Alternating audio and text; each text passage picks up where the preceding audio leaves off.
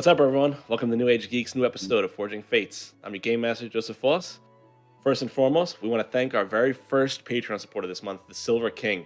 We greatly appreciate the support as we try and build this community and this channel into something that can do something good in the world while we have some fun.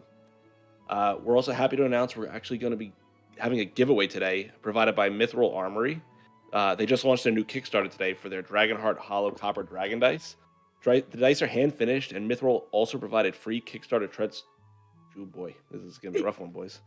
Free Kickstarter stretch goal upgrades, a foldable D20 if you back within the first 48 hours, as well as free worldwide shipping. To celebrate, we're going to be giving away a free foldable D20 to someone tonight at the break. All you have to do is be a follower and be active in the chat and tell us what your favorite D&D class is. We will choose the winner during the break. These are actually those dice, and like the D6 has like the dragon head the biggest on it, so I want to show you this. This is legitimately fucking awesome. Oh my god. Yeah. It's pretty cool. That's not focusing, of course, but you get it. All right. Another reminder, we are teamed up with the nonprofit The Phoenix. Phoenix is an innovative, sober, active community that is building a vibrant movement of people in recovery, aiming to end the stigma around recovery from substance use. Through group fitness, social events, gaming, and other meaningful activities, The Phoenix combats the isolation, shame, and hopelessness that often surrounds addiction. Classes and events at The Phoenix are free with 48 hours of continuous sobriety. You can join over 77,000 members for in-person events in 36 states or virtual events from anywhere in the globe. So actually click the link below to visit the site, and through there you can download their new app and register for classes and connect with peers in recovery anywhere, anytime. So, right, we're going to go back around the table to just reintroduce everyone. So we all are familiar with who our players are as we're getting started on this. First up is Donald. I'm from Long Island, New York, and I am playing Tristan, the full-blooded elven barbarian. Jem. Hi, I'm Jem. I am in Los Angeles, California, and I'm playing Whisper, the elf druid. The other Joe on the table. Yep, I'm Joe Green, and I'm playing Felix. I'm from Fremont, Ohio. Cece. Hi, I'm Cece. I'm from Minnesota, and I'm playing the ASMR sorcerer Finnick. Dom. Hi, I'm Dom. I'm gonna be playing Gormrock, the half-orc monk, and that was not me eating a rabbit. Don't worry about it. And finally, Taz. Hi, I'm Taz. I'm from Baltimore, and I'm I'm playing Clover the Heron rogue, not the bunny that Gormrog was just eating. Maybe a little traumatized. Okay. A little bit. All right, so without much further ado, let's dive into the second episode of Forging Fates. All right, so picking up where we last left off. You all, through various threads of fate, found yourselves in Marie Lynn's inn. A inn that caters to the more monstrous races in Western, and through each of your own individual fates have found yourselves there. After some shenanigans, as orders were placed for meats and New York style carrots, you eventually a man entered into the inn asking for help to find his daughter, who had gone missing, trying to find her pet dog. The two of you, having had encountered this child the day before, were aware of the location where she might have gone missing from, and led the others of your new acquaintances to the sewers. From there, you entered down, unsuccessfully hacking and slashing your way through some spider webs before they were burnt to the side. You encountered several groups of spiders, dispatch them relatively easily before moving on and finding the little girl inside a like carved out chamber in the subway. You saw several cocooned bodies there, large enough to house humans as or other humanoid races, and you saw several other smaller cocoons that you assumed were animals of some sort. From there, a spider-like creature attacked you. It had heavy chains wrapped around, hanging from both of its forearms, with like these cuffs that appeared to be chains that were attached to a wall or something at some point. You dispatched the creature as well as the other spiders that were in the area, while one of you were able to find where the little girl's cocoon was, remove her before she had been drained of any internal fluids. As we pick up from there, the floor is yours, folks.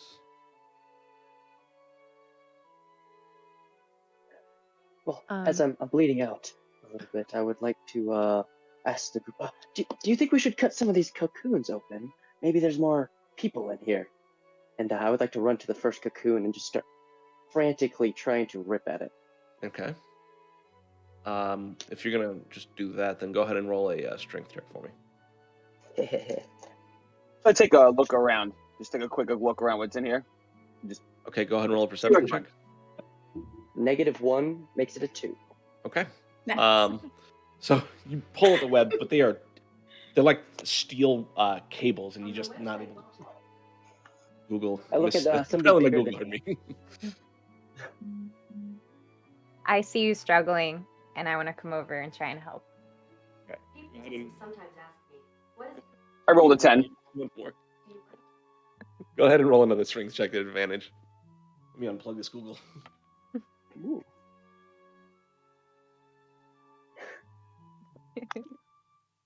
Oh man, guys. Okay, well that's cool. 9.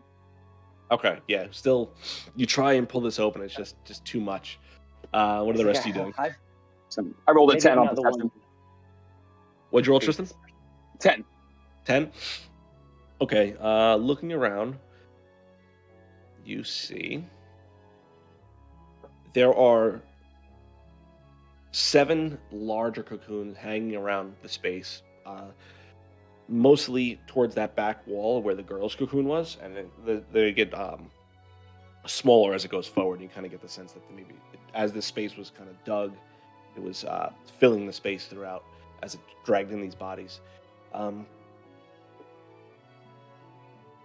You see, and you also see a small, like, up towards the back in the right-hand corner of the room, you see a small, like, tunnel that you infer that this is where the creature probably dug through to get to this space.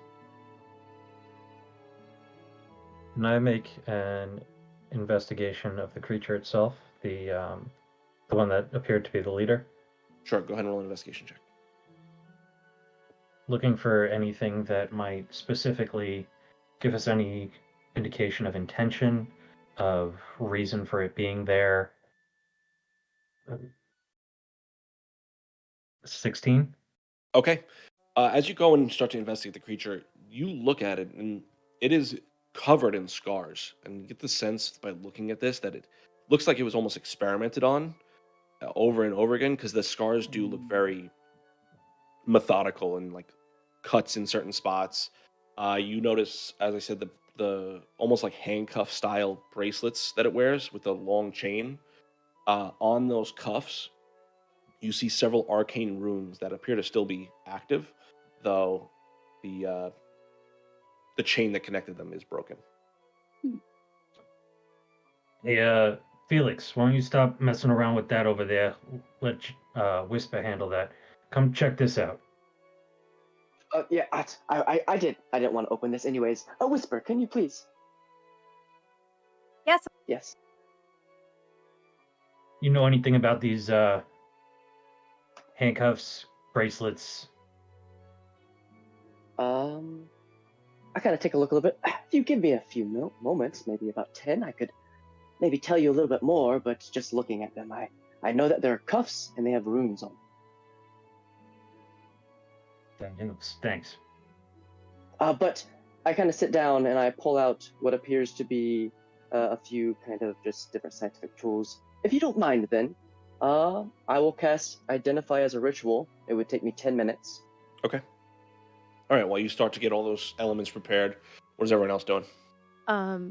As I'm still just like holding the girl, I'm just trying to console her and comfort her, and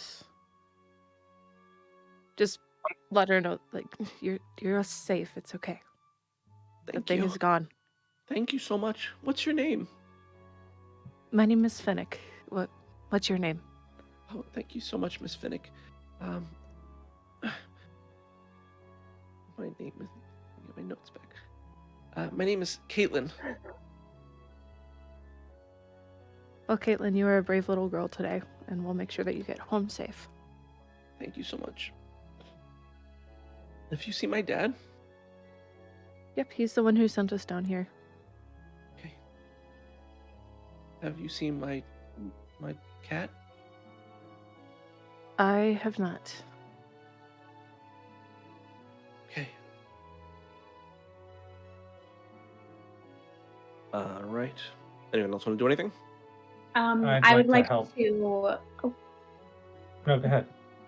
no, I just wanted to listen or look around to see if there is anything else coming, or if I hear anything in the distance. Sure. Roll a perception check. What'd you say, Gorm? I would like to help Whisper check other pods, see if we can help anybody else out. Okay. Are you helping me on my pod, or are you going to check another pod? Because I'm ready to try and The attack pods this in pod general. myself. Okay. You're all good to handle that one. I trust it. Okay. I'm gonna go and take a look. Tristan's gonna go and take a look. I'm gonna go take a look over at the hole that it looked like the spider was coming from. I'll go take a look Okay. at that. So Clover, what did you roll? A 13. 13. Okay. You listen. You hear the sounds of like spiders in the distance kind of making their way across, but it doesn't sound like anything's actually moving towards your space.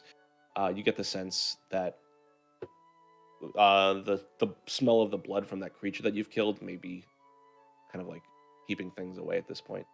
Okay. Okay. Tristan, what are you checking out again? The hole that it looked like the tunnel that it looked like the. Okay. Yeah. What do you want to do with the tunnel? I'm not gonna just like. I'm just gonna just get closer and see if I get a better investigation on what it Sure. looks like. So roll an investigation check. Whisper, how do you want to approach getting this cocoon open now? Oh, fuck.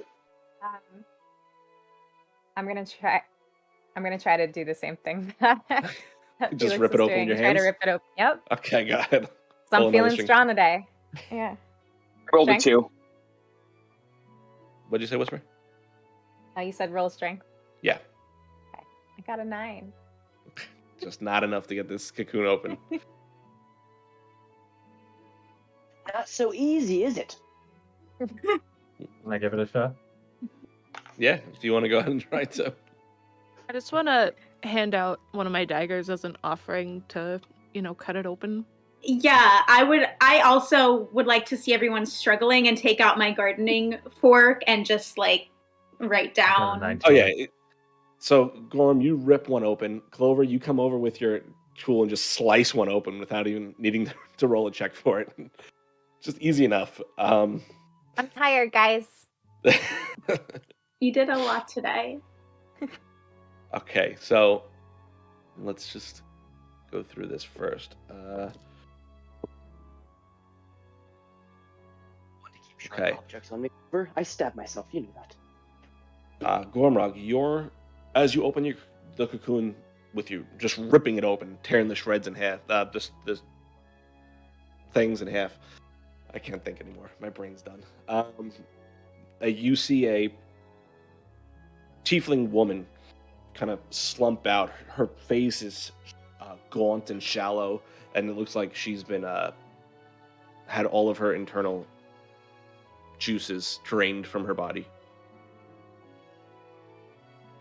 I'm gonna lay her on the ground and just move on to the next one without really saying anything. Okay. Clover, as you just slice down the cocoon, a elven woman wearing the blue, like these blue robes that are kind of tied around her body. She looks much fresher than the other tiefling woman that just fell out of the cocoon. And I would say Felix, Gorm, and Tristan, you recognize those robes immediately to be robes from the Cobalt Reserve. Gorm, you recognize this as the woman that brought you to the head expositor's office the day before. Felix, do you think she's still alive? Come here, help. I stop doing identify. Oh, God. And I No. run over. Yes. And I immediately. Could I do a medicine check? I'd like to see where her health is. Sure, go ahead and roll a medicine check. I also run when I hear the help. I stop watching the tunnel, which I rolled a 2 for the investigation. Okay, yeah, you don't. And I also go to where I hear the help. What'd you roll? 19 for medicine. Okay. Her body is cold and stiff with signs of rigor mortis. And while she does have 2 puncture marks in her chest, it looks like whatever juice the creature injects in is still working its way inside to liquefy the insides of her body. But she is long past the living. I'm sorry, Clover. I don't think there's much we can do, but at least we could bring the bodies into town and give them a rightful burial. And I would like to take my flask out, empty it. I think I had weird mud in it at the moment. Yes, you do. And mud starts to come out. I'm like, oh no! And I put it back in. Clover, do you happen to have a vial or something I can use? I might have something. I'm gonna look in my backpack. Let me see. I guess I should look into my backpack as well. I've opened my backpack. Okay. What are the rest of you doing while they search for that stuff? I hear that that one is dead. The elven woman is dead. And I walk over to the tiefling woman and I want to investigate what she's wearing or what she got on her. Okay. Go ahead and roll an investigation check for me. A lot of dice rolls this game. Almost none the first game. We are rolling away on this one. 1. Okay. She's wearing commoner's clothes. You see the very similar, 2 giant puncture marks, center mass in the chest. And it's there's just necrosis, stretching out from the puncture marks. And it does look like she has been drained from the inside out. Just seeing this, I want to just slowly stand up while still holding the girl and walk towards the edge of the room where she won't have to bear witness to any of this. While trying to shield her eyes. Okay. How do we Clover and Phoenix? How we looking? What? Keep an eye out for anybody else coming down this way. I was supposed to meet up with somebody to help me with this. They never showed. Well, keep my eyes open, that's for sure. There I are don't more have any cocoons, vials, right? Felix. You see Tristan looking around at the younger, you said there was a younger child, right? Pulled out? Yeah, that's what Yeah. Finnick is holding. Yeah, and I that and then just looking and just trying to just stand stoic. Okay. What'd you say, Whisper? I'm sorry. There are more cocoons, right? Yes, there are 5 more. Gonna turn to Clover and ask, Clover, can you use your tools on the other ones? Maybe somebody's alive. Yeah. Okay, that's a good idea. I'll take out my gardening tools and start slicing down each of them. Okay. I'm not gonna make you roll for it. So I would like to, I have a book, and I would like to rip out a page. And my goal is to try and get some of this poison out and put it on the page and have it soak in. And so I can bring that to somebody and maybe test the page. Okay. To see exactly. I have no bottle of anything, and I want to keep this mud just in case I need it for something. Sure. So, Go ahead and for that, I'm gonna say roll a dexterity check as you try and like maneuver the paper into what you perceive to be like the fluid. Clover, as you cut open the rest of the webbing, there out falls a human male wearing this set of armor that you wouldn't be familiar with. Gorm, Tristan, and Felix, you recognize it to be the armor of the guard of Western.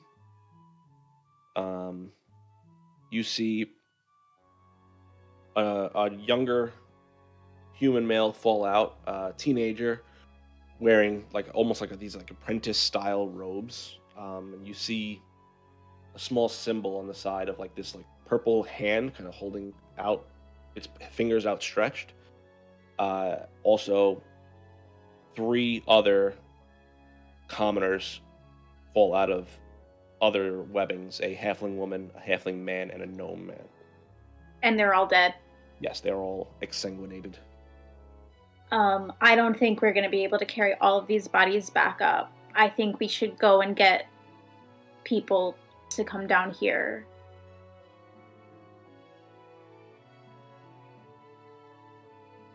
it's true. We just have to move that page. I agree with her. I agree. There's nothing that we can do here. We need to get that little girl out of here too. Like that could have been her.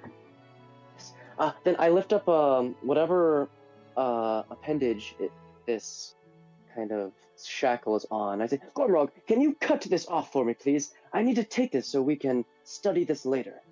I didn't have time. Yeah. Kristen, you want to help him with that? Yeah. I got you, Gormy. Don't worry about it. I walk over and I'll hold it here. You just cut it right about here, but miss my head, please, because we're about, say no. I go for it. Go ahead and roll an attack just to see if you don't slice Felix. Oh my god. It's prone and restrained. Does that count? and flanked. 12. Okay, all right. It's not terrible. It's easy enough. You're able to not slice Felix in half, as you chop the arm from the rest of the body. Okay. Finnick, you hear in the distance the sound of armor clattering and making its way towards your location. Okay. I would like to just like cast lights and just sort of like just have a light so I'm able to see ahead, and so they're able to see where we're at. Okay. As go ahead. Sorry, go ahead. My bad. No, it's okay. As the sound of the armor clattering gets closer and closer, you hear, before you see them, you hear a voice call out, "That you, kid?" And you recognize it to be the voice of Gaul. Yeah, we're over here. We're okay. As you say that, Gaul and Vula make their way into the light with Bix closely behind them. How's it go? What happened? You okay? Yeah, just spiders, like a spider lady. And there's a bunch of body. There's, just want to like whisper into Gaul's ear so she doesn't hear. It's just like, and there's a lot of bodies. Well, at least 5. Is the thing dead? Yeah. I wave the arm. Oh, okay. I'd like to harmlessly, not intentionally harm him, but I'd like to smack Felix. You say, oh, I'm sorry. little respect for the dead. It just tried to kill. Are you? Okay. Fair enough. You're right. Big giant spider tried to kill us. Still respect. I would like to try to take the shackle off if possible, so I'm not carrying around a dead one. Okay. I'm gonna say, go ahead and roll an Arcana check. If not, I understand. I figured it was going to be difficult. Oh, it's something I'm good at. 18. Okay. Nice. As you go and try and remove it, you see the runes on it kind of glow a little bit, and you feel it lock into place in that space. I don't think I should take this off, Gormrug, but I sadly have to carry this arm. Just for a little while. So, Um, you want us to take her up? What's the plan here? I can take her up if you guys are able to grab the rest. Yeah, we can do that. He looks at Fula. Yes, of course we can take them up. You look strong, Can you you burn, do? burn it when you're done, too? I don't have ways to burn. Gal, I don't believe you do either. Do any of you have the ways to burn? I just sort of give a side eye, like, Very well. but Yeah, Very well. just staring at Anyway. the younger versions of all the ones that are down, all the younger versions, and just staring. Okay. All right. Well, the halflings and gnomes are easy enough to pick up, and Gaul grabs two of them by himself. Vula grabbing the armored guard individual. What do the rest of you want to grab? Well, before they're grabbed, do any of them have any like pouches or anything on them? Yeah, you can go ahead and roll a investigation check if you want to check the bodies. Yes.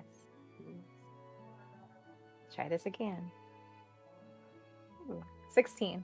Okay. As you search through all the bodies, the human male wearing like the apprentice style robes, you find a small bottle with a topper in it that has like this swirling, sticky looking viscous liquid. You find 5 copper spread amongst the commoners, and the guard has his longsword. Anyone want a sword? He's not going to use it. What kind of sword I is don't think it? that's very. I Does it don't look think like- that was very nice. Just being honest. If I die, I hope I get buried with my sword.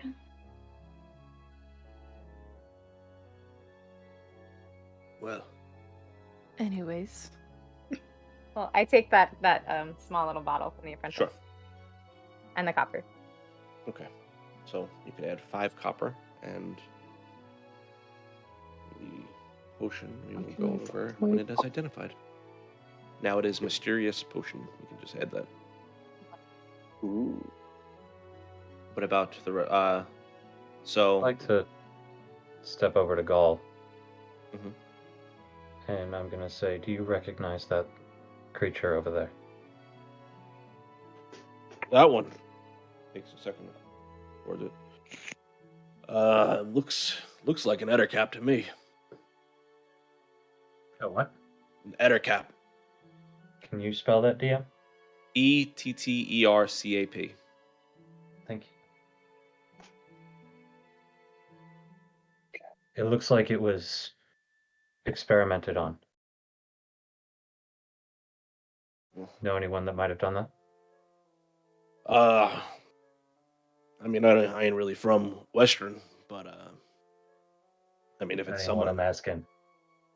I mean, a lot of people in Western, the whole ward over there got a bunch of people that'll do something like this.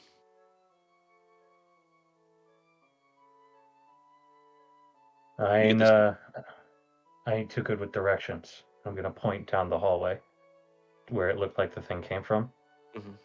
Said north, west. What direction is that? That looks like you're coming out northwest. Looks like it goes to the Scholar Ward, which is where I'd figure these things. If something like that's being done. You don't know. Leave it to one of them. I go red. I will say Felix. Go ahead and roll a history check. Why can't I find gold management? It's a 15. Okay. The symbol on the apprentice's shoulder you recognize to be the symbol of the League of Miracles. Yes, I recognize the League. Maybe we can go ask them some questions. Makes me wonder if somebody there is doing something like this. We shouldn't be walking around with this arm or really tell many people. Maybe we should hush-hush about what we found. More people are in danger. I look around kind of at all the cocoons. I don't know. I could only question the number's probably high. I don't think they have to worry about that anymore. They've all been sacrificed. You don't think For a there's any cause, more not of their these own. creatures? If they are, they're probably still imprisoned, still being experimented on. This one What if looks they like let it them ran loose? away from something.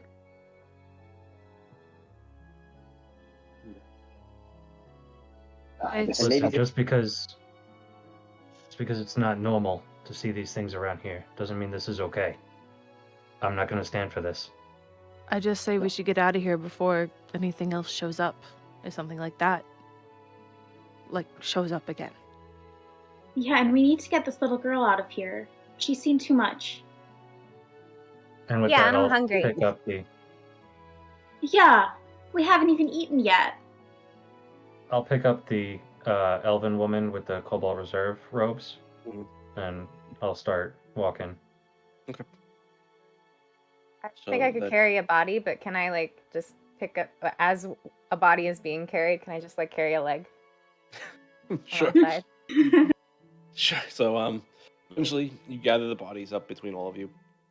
and Or are able everyone to- walks out. Tristan doesn't. He stands there and doesn't realize everyone's walking away at first. Just in gas that all these kids and the younger versions of the people that are sitting around in the pods that haven't been everything, just sitting around, seeing how they were ended, just turns around and realizes that they all started walking away and catches up.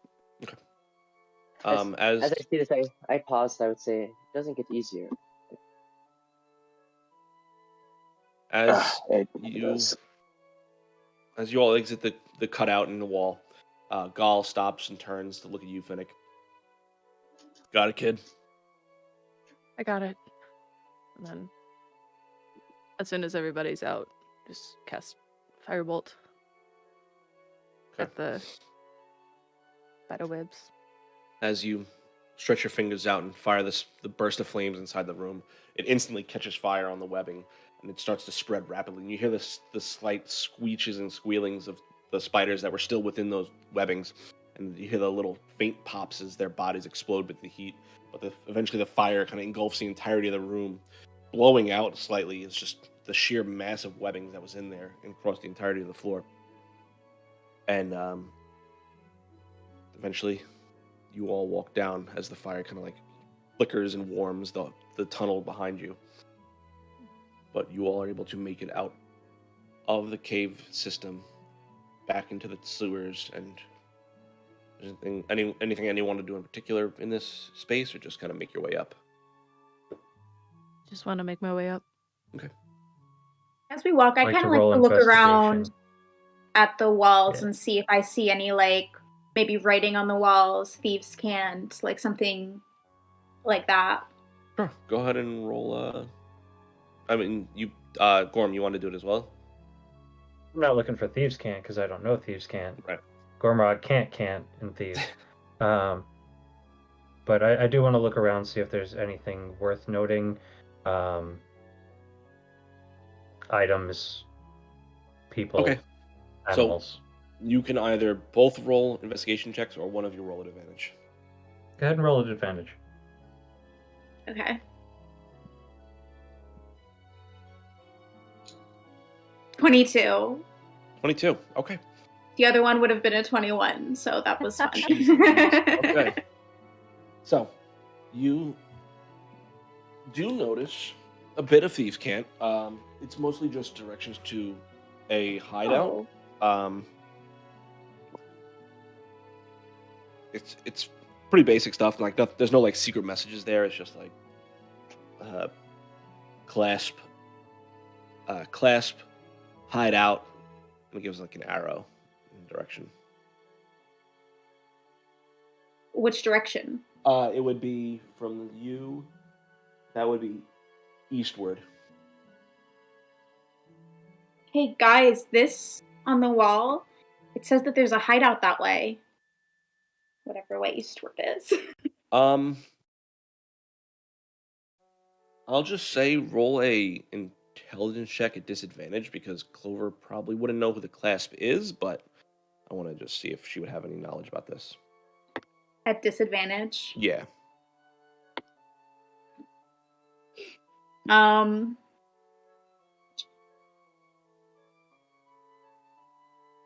Okay, that was a 13. Okay.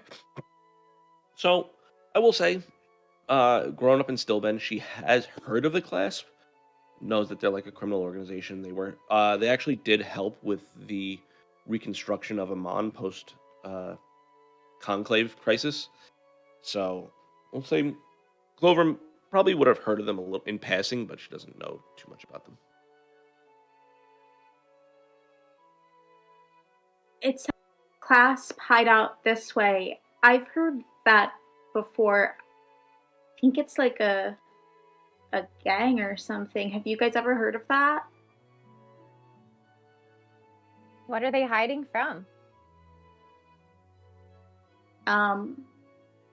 Spiders? That makes sense. Let's go then. I think we need Thought to you were get eating. this child. Yeah, Need to get out of Let's here just first. make a note of it in case it comes up later. Or maybe we should tell someone. But let's go. We definitely need to get out of here. Okay, so you all make your way back to the entrance you came through. Climb the ladder, eventually passing the bodies up through the space with some difficulty, but there's enough of you here at this point that it's able to be done. Enter into the alleyway, and then make your way back to Marie Lynn's.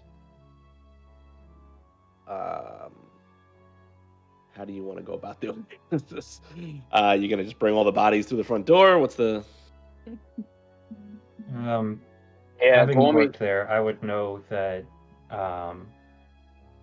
there should be a place for storage, right?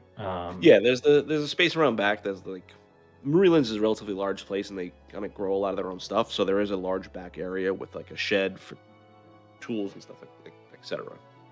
Yeah, out back by the garden where we grow all our vegetables. So I guess as we're walking, I'll go up to Gormrog Uh, and put a hand on his shoulder. So you think, what are you thinking? You think she's gonna be okay with this? it's not a permanent thing. Okay. Just You leave think it I at should for go? now. Okay. Think one of us should go in and say something to her first, or should we just? Yeah, you go All right. ahead and do that. Gotcha. All right. So just you know where to go, and I'll try to sweep the footsteps away. I'll try to figure it out. I got you. Yeah. Then. I'm gonna direct everybody with bodies to lay them ceremoniously, not just drop them, and whisper with her little boot in this area. And I'm gonna tell Finnick to take the girl inside. Okay. Yeah, I was gonna follow Tristan inside. Okay. So we will go Tristan and Finnick. As you both enter in, immediately the father kind of like seeing the child enter in, loses himself and like runs towards you. Oh, thank goodness she's okay. Kind Yeah, of she's takes her from okay. your arms. Oh, are you okay, sweetheart? And he kind of holds her in tight and pets her hair, like this like frizzy black mane of hair she has, and like kind of pushes it down against her head. Oh, I'm so glad you're okay. Thank you so much. What is your name? My name is Finnick. Thank you, Miss Finnick. Yeah. I can't thank you enough. Of course. I'm happy to help. I'm glad she's okay. He reaches into his pocket and pulls out this small bag and holds it out to you. Please take this. Thank you. I can't thank you enough. It's everything I was able to gather together. Thank you so much. Are you sure? Yes, please. My daughter's back. This is all I could do. Thank you. I'll just hesitantly reach for the bag. Thank you. As Really? you take it, it's pretty light, but looking inside, it's about 3 gold. Okay. Thank you. Tristan, what are you doing? I'm gonna go straight to either Rosalind or Marilyn, whoever I see first. Just in, I would know what part of the day. Tristan would know where either of them would be this part of the day, right? They're both there, right behind the countertop. Okay. So let's go to if they're a pair or either one, doesn't matter. Let's go to the first one. They're both standing next to each other. Okay. They were. I mean, this whole incident has been disturbing to their business, to say the least. Yeah. So they're behind the countertop, waiting for it to settle down. I go to Beeline, and I'm assuming they're already seeing, because they're aware of everything that goes on in the front. They're already seeing that happening. So I walk up and hey, so we saved the girl. I can see that, obviously. We got here the dead safe, and that's all okay. It's one more thing. Me and Gormy kind of got a couple of other bodies going into the storage unit in the back. You instantly see Marilyn's face kind of lower, and she kind of gives you that death stare that you're pretty familiar with. You've brought dead bodies to my inn? And Rosalind instantly starts to try and step up into that space to calm Marilyn down. She's like, sweetheart, they have to, I'm sure there's a good reason. Let's find out why. She kind of grabs hold of Marilyn's hand. What is your good reason, Tristan? I'm pretty sure I could much more easily explain it to you if we can just take a quick look in the back or in this. I can explain it a lot easier if you could just see what we're dealing with. Much more, Gormy. Me and Gormy, we would not just bring people here off the whim, because I ain't trying to. And I look at, I'm not trying to have this happen, but it's easier to explain if you just saw. Mm-hmm. Very well. Show me. And I do the this way, goes and start walking towards whatever doors I know where we would go to get to there fastest. Yeah. She follows you out front, expecting that kind of it's the process is still happening, and as she makes her way, she looks at you, Finnick, the drow owner you've come to know as Mary Lynn. She says, I'm assuming you're involved with all of this as well? I would be lying if I said no. Then please, let us go talk. Okay. She is intimidating, to say the least, with her presence. But you see Rosalind kind of holding her hand, trying to calm her down. Gonna be okay. As they come around the side of the building, I'm gonna see Tristan with them in tow, and I'm just gonna be like, shit. Yeah, you can instantly see the dissatisfaction on Marilyn's face. I should have gone. Shouldn't have been him. Should have been me. So, I'm glad you all have made it safe. Gal, it is a pleasure to see you again. From what I understand, this one belongs to you. Kind of motions to you, Finnick. Just sort of keeping my head down, yeah. I'm glad you've. I don't want. I know this isn't your fault, Gal, but I somehow feel like this is all your fault. You just have the worst luck, it seems. So, why am I looking at all of these dead bodies here? Well, you wasn't supposed to. Okay, well now I am. Tristan was supposed to just inform you that they were in the sewers, having been drained of everything internally, by these massive spiders. And you know how I feel about spiders. And we need to identify them in order to bring them to their families and give them a proper burial. We just don't know where to take them. Okay, well, We need to Okay, notify I the feel guard. We I need feel to like the notify... obvious place would be the guard, no? That's what I was thinking. Well, now that they are here, the guard is going to come here to investigate them. And that is just what my clientele needs, is a lot of guard members in front of the inn.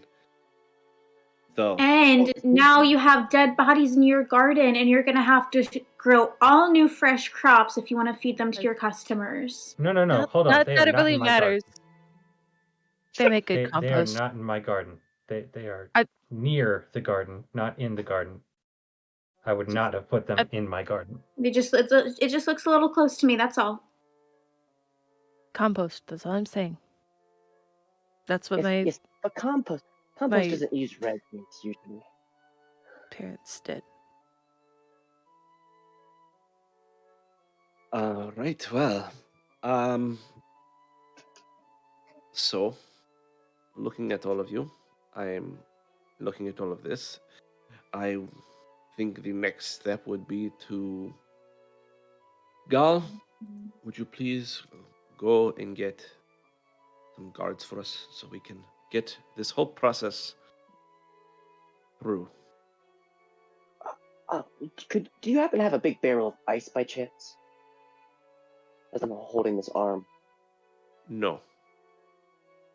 I might want to go away for a second and hide this before the guards get here. Do you have rooms? Yes, we have several rooms.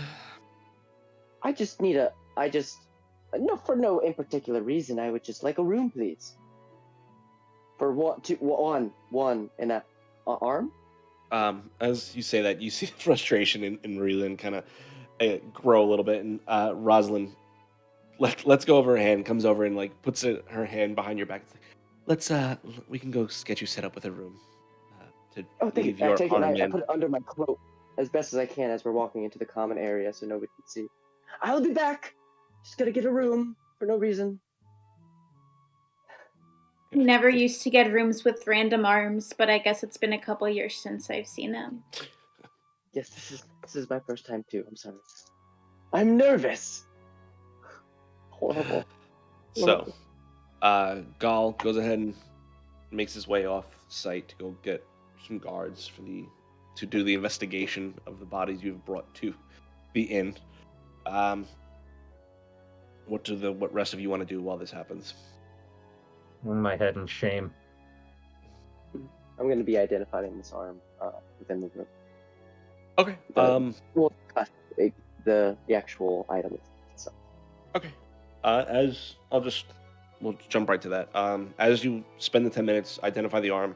It's like a locking enchantment, very similar to the spell Arcane Lock, and it appears like it's only made on the actual bracelet though. The chain is not enchanted at all, which is, you get the sense that that's how this creature escaped. It was able to break the chain, but whoever designed these chains, there's a flaw in their design, to say the least.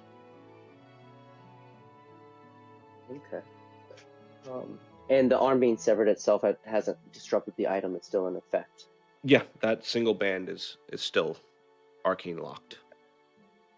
Okay. I'm going to try my best, and this is going to sound crude and horrible, but since I can't get it off the arm, I want to cut as much arm off of it as I can and put the part that I'm able to get as small as possible and just put in my bag, so I'm not carrying around that. Okay, so as you chop off the hand and the forearm, you're able to slip it off. Like it falls off easy enough. You have just a bracelet, essentially. Okay. Arcane lock bracelet. I would look at the mess. I hope they have housekeeping. Put it in my bag and run off back to the party. Okay. While that's all happening, the rest of you want to do anything in particular? I want to go over to Gormrock. Okay. While we're outside, we're still outside, right? Yeah, you're all out in the back, Okay. I would assume. Leslie. So, do you work here? Yeah, it's sort of a day job while I study at night. You make the food, right? I think I saw you making food. Yeah, I'm the cook here, along with stir and fry. Are you the cook right now? Are you hungry? Yeah, but I also kind of want to learn how to make cow. I've heard really good things about their cow. I liked it yesterday. is- Was it yesterday? No, it was the same Earlier night. today. It was earlier today. Well, cow is a creature. You can't just make one. You have to get one, and you prepare it like you prepare any other meat. You cut it, you cook it, you put it on a plate. Well, yeah, But, that's what I want to learn. I think I could show you a couple things. Can we do this right now? Miss Marie Lynn, not that you owe me any favors. If anything, I owe you several. Would you be opposed to me using the kitchenware to educate this young lady in the culinary arts? While we wait for the authorities, I suppose that would be fine. I will cook you something. Make something nice for the rest of the guests so we can at least try and recover any sort of embarrassment that we're about to have. Is Vula still here, or did she go with Gull? She's still here. I just want to just walk over to her, sort of lean towards her ear and go, "Are we gonna get in trouble for this? Well, I Is Gull certainly... gonna get in trouble for this?" I don't think so.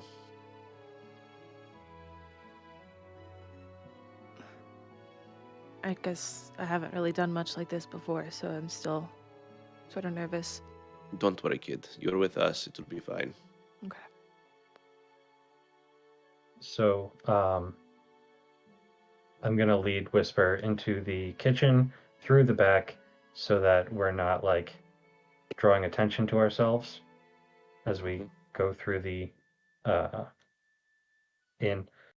And are Stir and Fry there?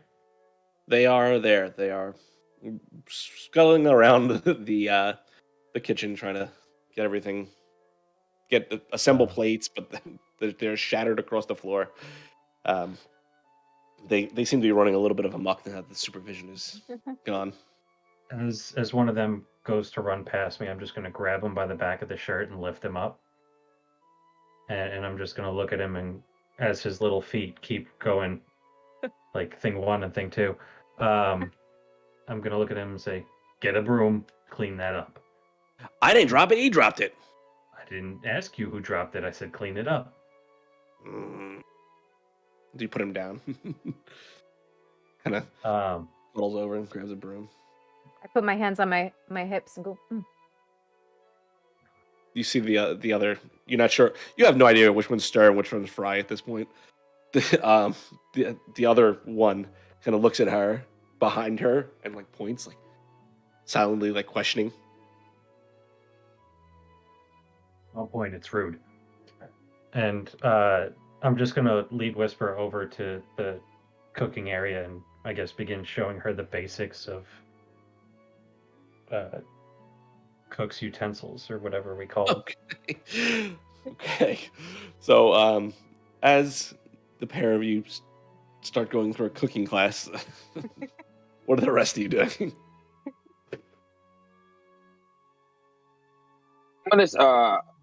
Depending on what they're doing, I was going to try and go into a group of one of them or two of them to just sit. If anybody's sitting down, or are we all outside by the? Well, where we outside it's currently just Fennec, Tristan, and Clover, and Vula, and Marie Lynn. Oh, she's still outside with us. Yeah, she's waiting with all of you. So Tristan's still cowering in front of her, trying to pretend like he didn't just fuck up in a very immense way. Okay. Well, she's relatively silent, kind of just like watching the street at this point, waiting for the guards to arrive. Clover is gonna take this little bouquet of dandelions she has in her backpack, and she's gonna take single ones and lay one on each of the bodies. Okay. And then just sit with them. Okay. So, a few minutes pass as you all kind of just sit there in the space waiting for the guards to arrive, and you hear their approach, the heavy clanging of their armor, making their way to all of you. At the sound of this, Marie Lynn looks to. No, I apologize. Marie Lynn goes inside herself and gets you, Whisper, and Gormrog. They are coming, so you're going to have to do some explaining. I didn't do it. And basically, from this point, you just season it with a little garnish, and then you put it and you serve it to them. That's basically the lesson. So let's head on out. Grab a plate. Take it with you. I start snacking. And to stir and fry, I'm going to say, that, just more. And I'm going to walk out. And they both in unison go, give you a thumbs up. Got it, boss. Okay. Felix, having finished up, I'm assuming you go back outside? Oh yeah, I was racing back as quick as I could. Yes, that's whenever what I I figured. went. Okay. As you all... Okay. Make sure I got this right. As you all kind of regather outside, Marie Lynn and Rosalind joining all of you, Gaul, along with 3 guards, in this blue and gray armor, kind of make their way around the corner, approaching all 3 of you. You, Clover, are the first to recognize one of them as your older brother, Lyndon. You see him not in the front of the pack, he's one of the 2 in the rear, and the 3 of them make their way over. The first guard, all 3 of them human males, I'm sorry, except for Lyndon, 2 of them human males. The first one, long, heavy, black beard, his shield strapped to his one arm, a sword sheathed next to him. The one to his left is human as well. It just carries one large, long pike and kind of clangs it against the ground as he approaches. And you see Lyndon there to the right, similar armor, with 2 short swords on either side of his waist. As the 3 come up, you see Lyndon's eyes flash with recognition, seeing Felix and yourself, but he doesn't make any move and just kind of stays in his position as he approaches. Me not having any social understanding of anything when it comes to this, I would immediately, oh, listen, Clover, oh, goodness, there's a family reunion around. Felix, I think he's working. He's always working. Yeah, Clover, he never has time for us. He's gonna question us. This is so cool. The person in front kind of clears his throat. So, I understand there's been some sort of... He kind of looks at the bodies and looks back to all of you. Some sort of complication tonight? Actually, I think there was a solution tonight, sir. I think that there has been a complication, and I think that we took care of it for you. You're very welcome. You see, as you say that, you see Lynn kind of flinch a little bit as he looks. His eyes dart to what you're gathering to be his superior, and he kind of tries to keep his back straight without making too much of a motion. So, you're saying that you've just found 7 dead bodies in the sewers, from what I understand.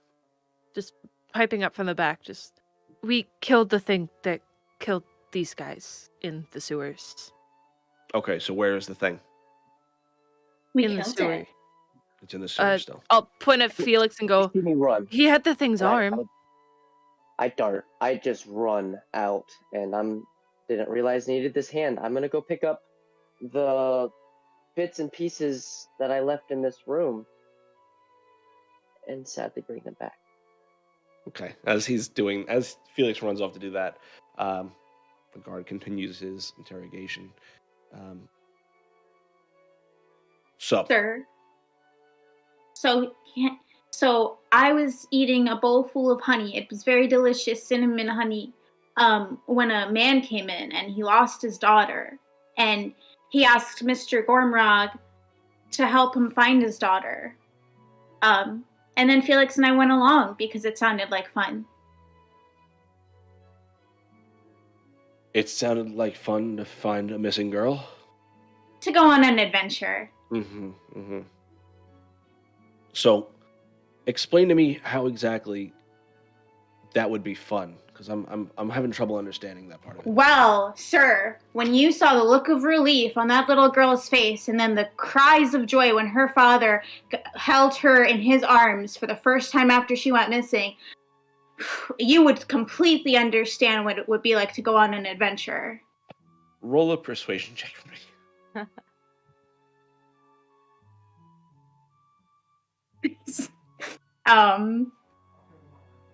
19. Okay. Joe. Yeah. I think at this point Finnick would start counting. Okay.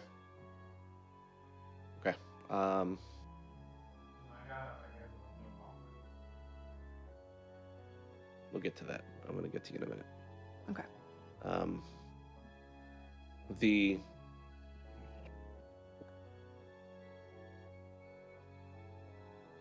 Okay.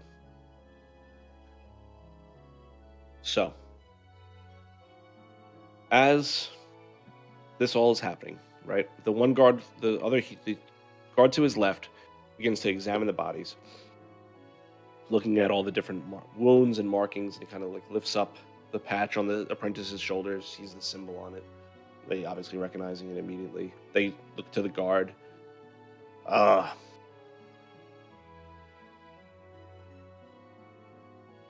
Well, guess we found out where Reborn went. And you see him kind of look to Lyndon as Lyndon makes his way over to the bodies as well. Looking at you, Clover, as he walked by, he kind of gives you a little wink as he walks past.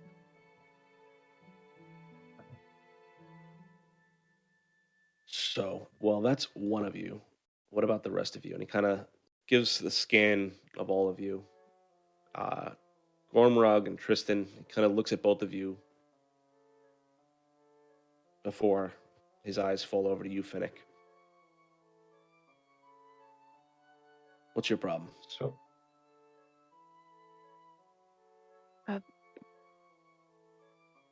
just looking at the grass.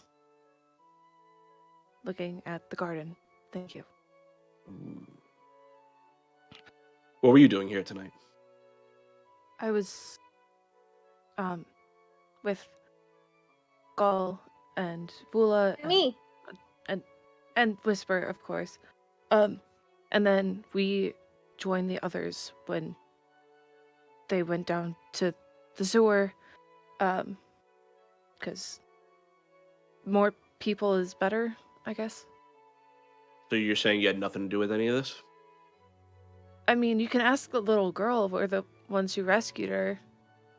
Well, there's still 7 bodies here, and it's just very convenient that you all would uncover all this at this time.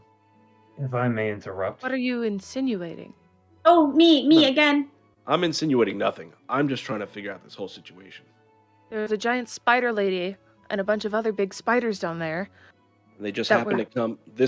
Whoever this kid is, just their father came to this inn and somehow found all of you. And kind of looks to Marie Lynn. You see him give her. Good food here. Why wouldn't What's- we be here? Well, not all of you look like the typical clientele. Some of you do. And kind of looks at you, Clover, and Gormrog. It was profiling, and I will not stand for it. Sir, if I may interrupt, I am a member of the Cobalt Reserve, I'm an upstanding citizen, and I am employed here at Miss Marie Lynn's as the chef. I've been doing a lot of work in order to better myself, regardless of my race. And I would see that respected, please, and thank you. Roll either an intimidation or a persuasion check for me. Tristan stands up. Stands right as he starts. He stands right next to him.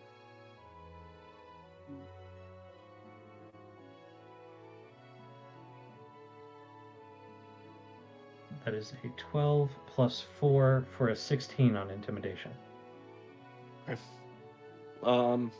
As you say that, kind of takes a step back, straightens himself up a little bit, looks towards the other two guards that came with him. How are we looking over there? Lyndon speaks up. I mean, I don't see how they could have done this, boss. These certainly don't look like marks that would come from any of these people.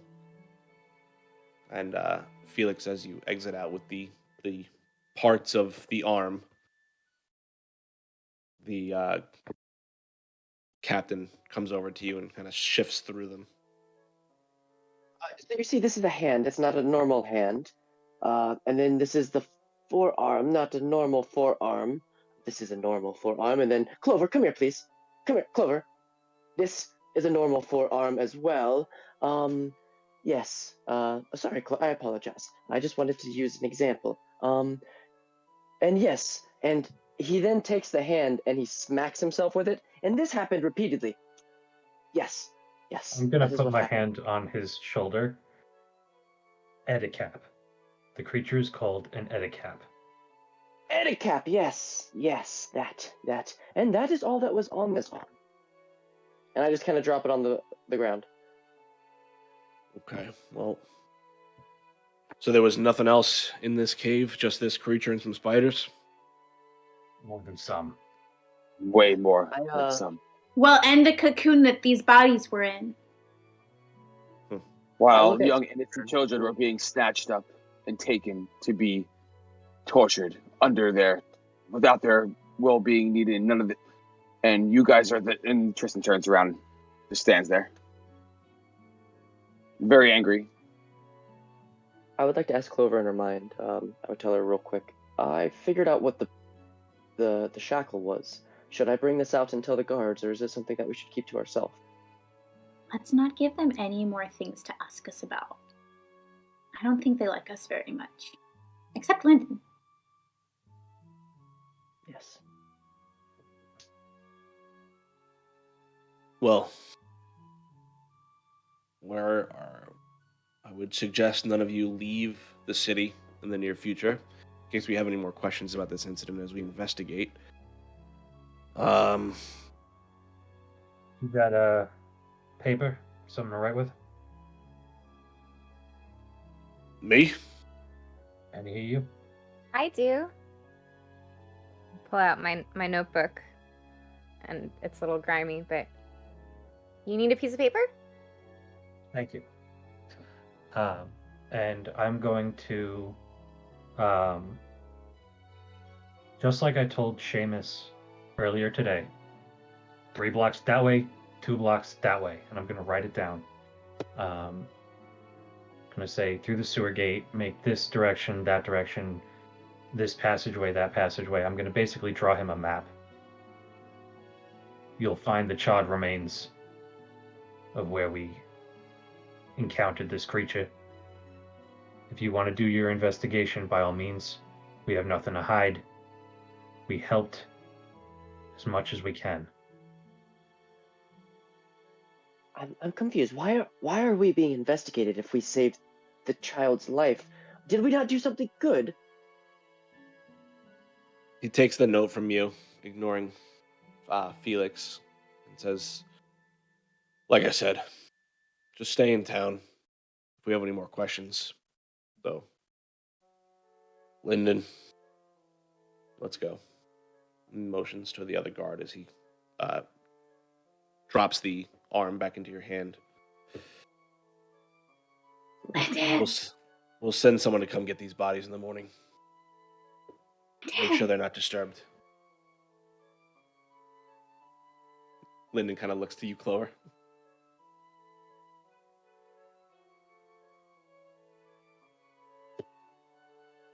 We didn't do anything wrong. I message Lyndon in the mind. What are you trying to say? You're mouthing things very weirdly. Tell her I'll see her later. Ah, Clover, he will see you later. I say that very loud. Okay. I'm sorry, Lyndon. Yes, that's right. Have a good day.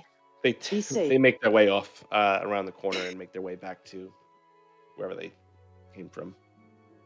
I think he was using the polish your mother sent him. Quite shiny armor he was wearing. Yeah. He looked good. I'm gonna look at Felix and say, we did the right thing. We did a good thing. I hope. It is hard to tell sometimes. I understand a lot of people. He kind of looks at the body and at least somebody survived. Sometimes they just need to ask the questions in order to understand that we did the right thing. You know, if Just we because- killed them, why would we put dandelions on them? That's a good point. Guilt. Clover. That's your name, right? Clover? It seemed like you knew that one. Was that? It's my brother! Oh. I was gonna ask if that was your boyfriend. No. Oh. That's my Wow. that's my big brother. Oh, cool. I don't have a boyfriend. People don't really like me.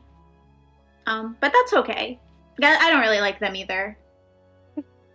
Like you so People far, like you, but I Chloe. don't You really have know to you. Who all is still outside with us? It is you all, Gal, Vula, and Marie Lynn. So I'm going to look at Marie Lynn and say, I'm just going to cover these so that if anybody comes back here, it's not unseemly, it's not going to detract from your business. We can't disturb them, as the gods have said, but I will do my best to respect your establishment. Again, I do apologize for bringing them here in the first place. This is going to smell a little bit, is it not? Yeah. Believe should it. put They're can't- outside, they'll air out. We should put some I wood have to between the drink some- bodies and the carrots. I was going to put some flowers down, but that's not an amazing idea. Protect the New York cut carrots, please, Gorma. Specifically I'm those. just Yeah, gonna so, head um, inside. Okay. So, Okay. as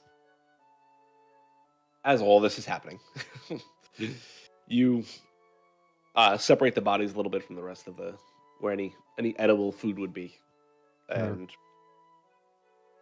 you prepare for the evening, and you all kind of make your way back into Marie Lynn's.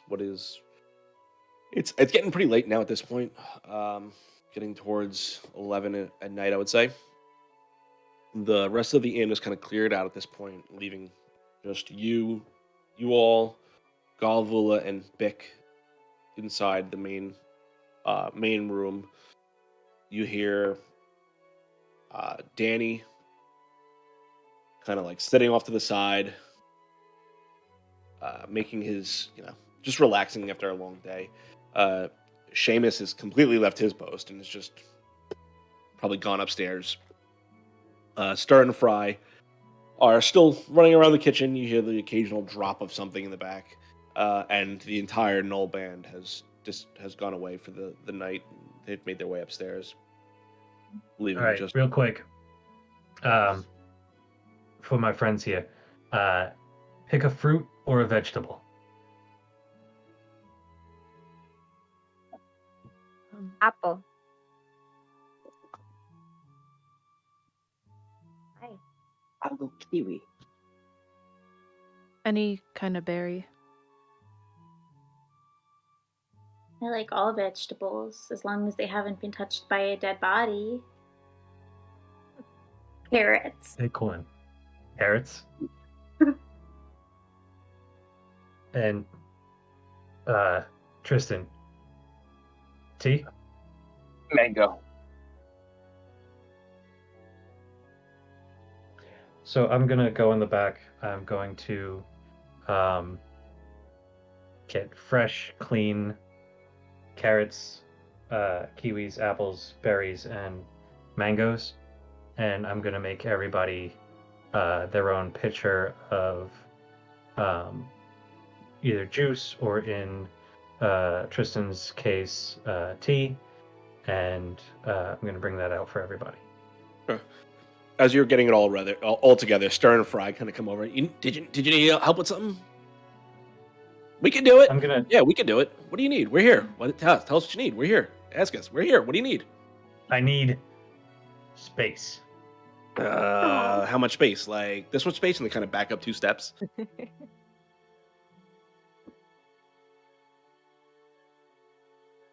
They slowly shift forward 2 more steps. I'm just gonna put my hand on one of their heads. I'm gonna turn them around. I'm gonna say, "How far can you see?" I don't know. I'm not too good with the numbers. Not far. And I'm gonna give him a little shove. Stumbles forward. The other one turns and kind of giggling. I'm basically aiming them out the door and into the main hallway, or the main area where everybody is. Okay. The rest of you see these 2 goblins get shoved from the back room, kind of pushing through the little swing door. They stand next to each other, looking at all of you. They raise their hands in unison. Hi. I'm Stir, he's Fry. Hi, I'm Fry, he's Stir. Pleasure. Pleasure's ours. And they kind of run over to you. Both of them hold their hands out at the same time. Clover, he's Felix. He's Felix. I'm Clover. They all start reaching hands out and shaking. You guys are really nice. Are you the one making? One of them pipes up. Yes, I make all the food here. It's all me. I do everything. The other one kind of looks at him sideways and punches him in the side of the head. I do everything here. Tristan pulls his sword up and slams it. Go. They both, in unison, kind of like slowly look at Tristan. Anyways, Does Tristan make all the food here, really? no, Tristan couldn't make himself a glass of water. Just gonna let out a little laugh, trying to hold it back, but They Not both start really. cackling.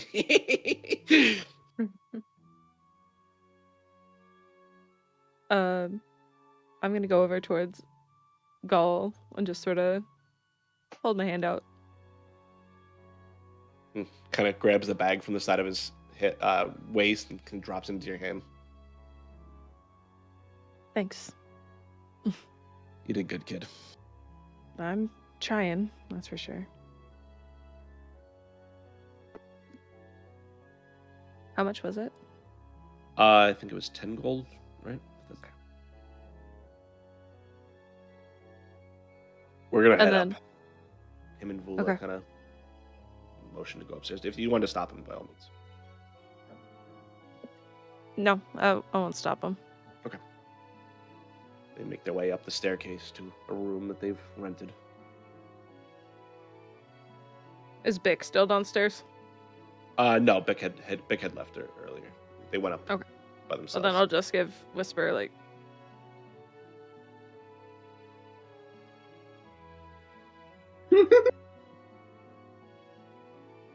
What? What? You know what? Never mind. I'll tell you later.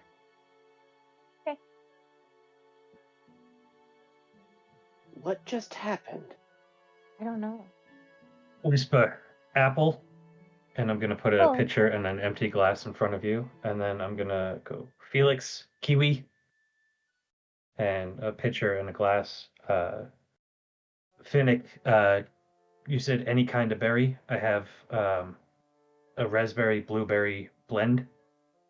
I hope that's to your Perfect. liking. Yeah. Clover, carrots. and it's a pitcher of carrot juice. And Tristan, I just put a mug in front of you, and I'm not even gonna, you know. And then I'm gonna sit down with my own mug, and someday, huh? Thank you, As you- Glenrock. As you sit down, Is there Stern and Fry in both this? start to push chairs over to the rest of all of you. I stop them real fast. I don't want to be impolite, but there's a few things I would like to talk about. And no offense, Stern Fry, you're marvelous people. I feel it's for necessary ears. It's secret. They pull their chairs back, just disgusted. Shove it back into the corner. I'm so sorry. I see how it is. Well then, kitchen is closed. We are going to bed. Good night. Cook. That's okay.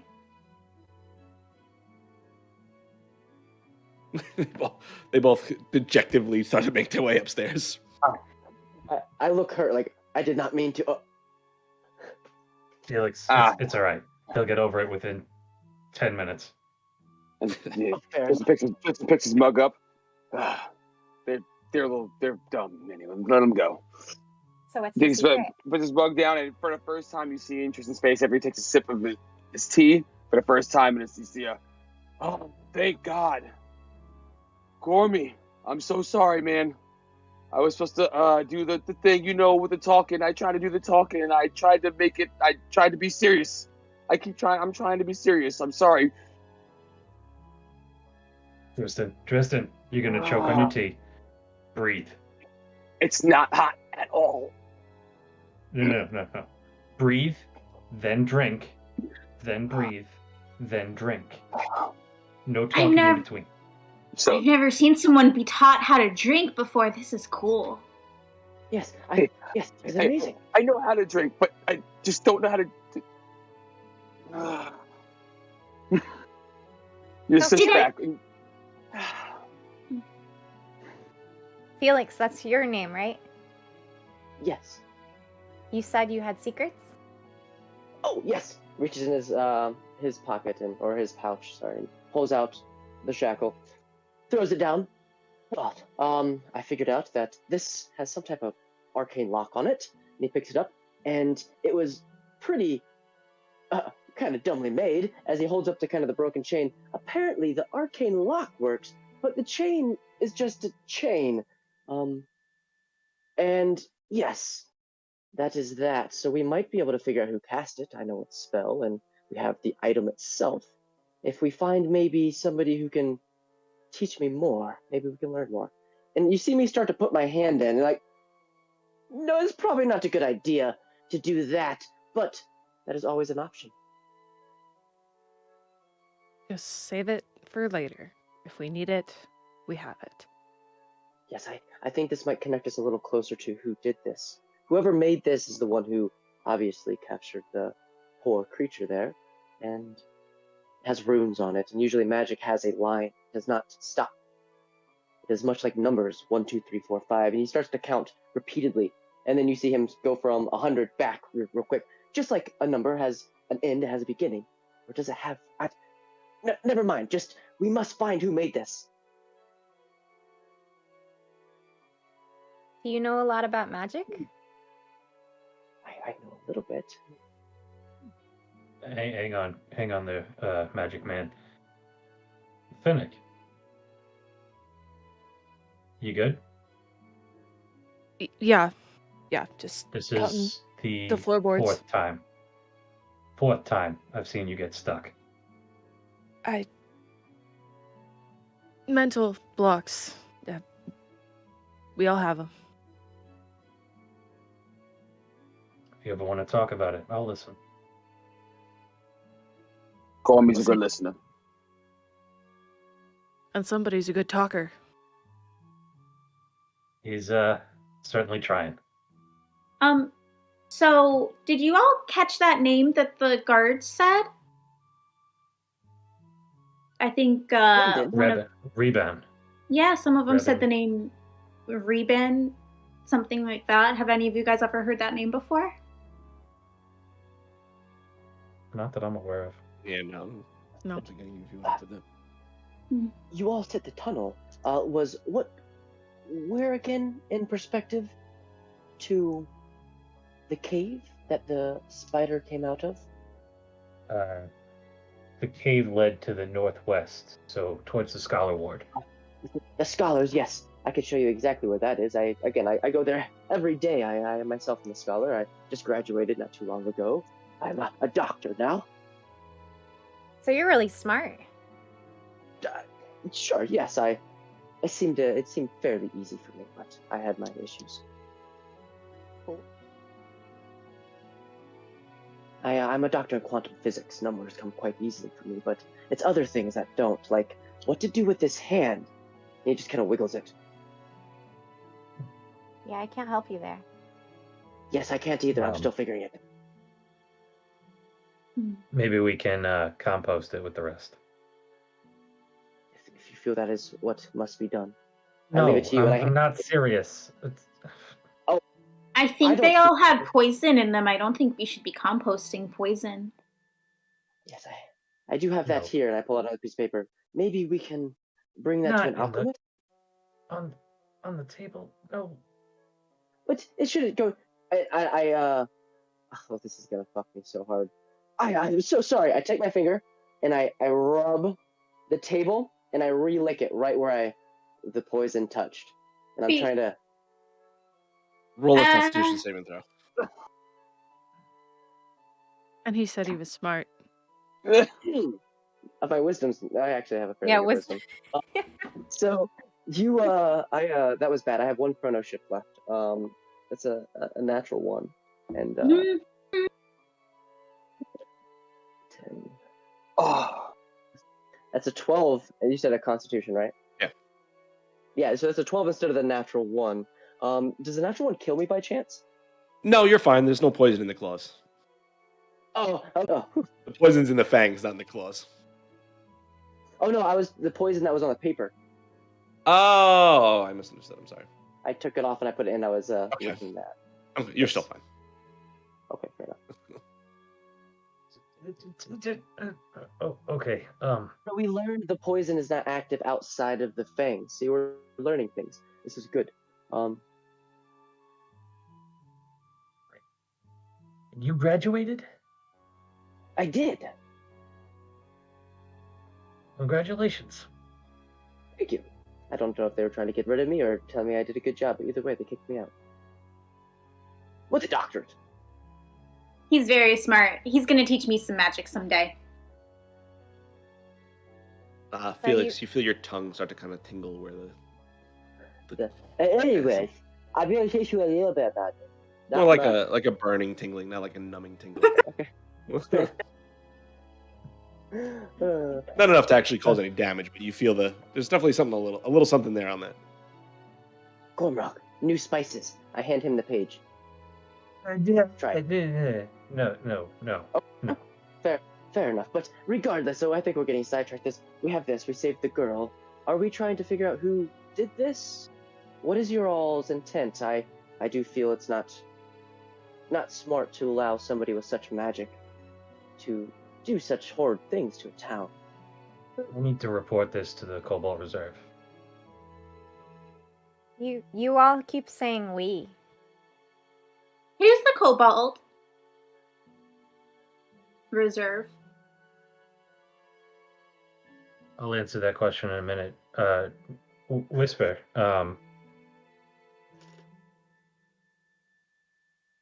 I think at this point we've shared some experience in a life or death situation, and that tends to unite people in a common cause. Yeah. Would you be opposed to perhaps pursuing this together? I'm not opposed. I just heard you say earlier you're friends over here. So I was just wondering, are we friends? Would you like to be? You taught me how to cook, of course. Then friends we are. Oh my Other gosh, than I've the never TV had show. friends before. And You guys I'm are my gonna first raise- friends. I'm gonna raise my mug of tea towards everybody else, and I'm gonna say, to friends. Friends. But I'd also like to actually learn a little bit more about you guys, other than just killing spiders. I mean, that's fun. We could just kill spiders, but Let's not. I'm it's kind of fun. glad Come to be on. done with that. No, not a fan of spiders. So that's why we're gonna kill them. I don't like killing either. That's fair. It's not so bad. So we're learning so much about each other already. So if there's a giant spider attached to you and trying to kill you and eat you, should we let the spider live or try and relocate the spider? What exactly would you like to be done in that situation? In those kinds of situations, I prefer asking for forgiveness than permission. Kill the thing. Fantastic. And you see him start jotting things down. Kill the spiders if attacking Gormrock. Good, because I've actually gotten pretty good at killing spiders since we left home.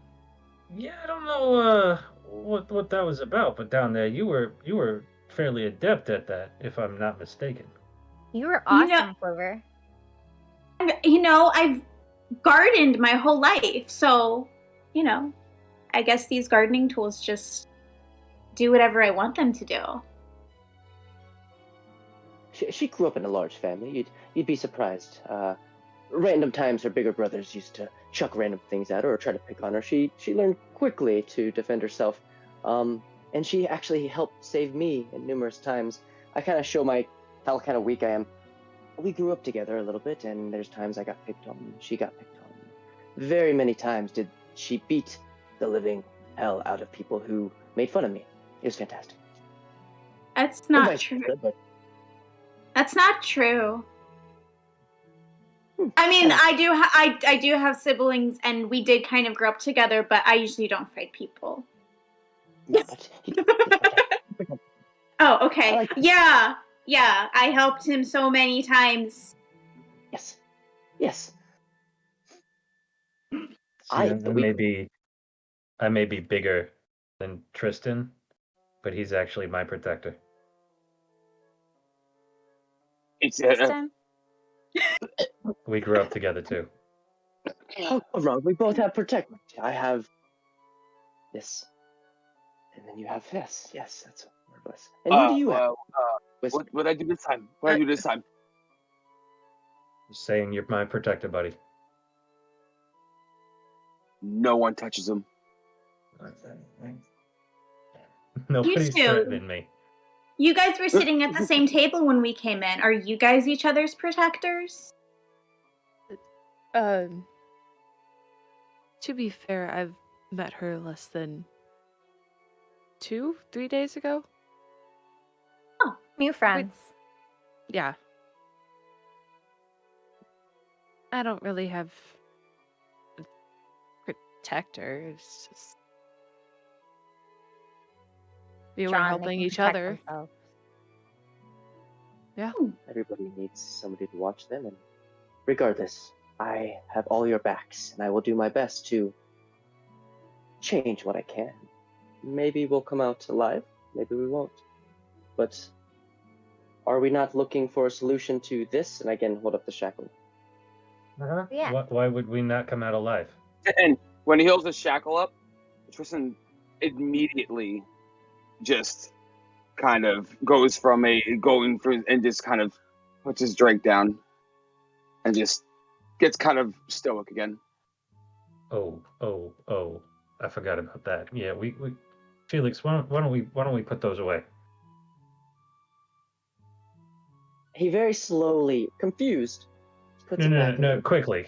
Just we're not going to slowly do anything. We're going to put that away. We're going to talk about it. We're not going to talk about this. We're going to talk about those, and we're going to keep the conversation moving.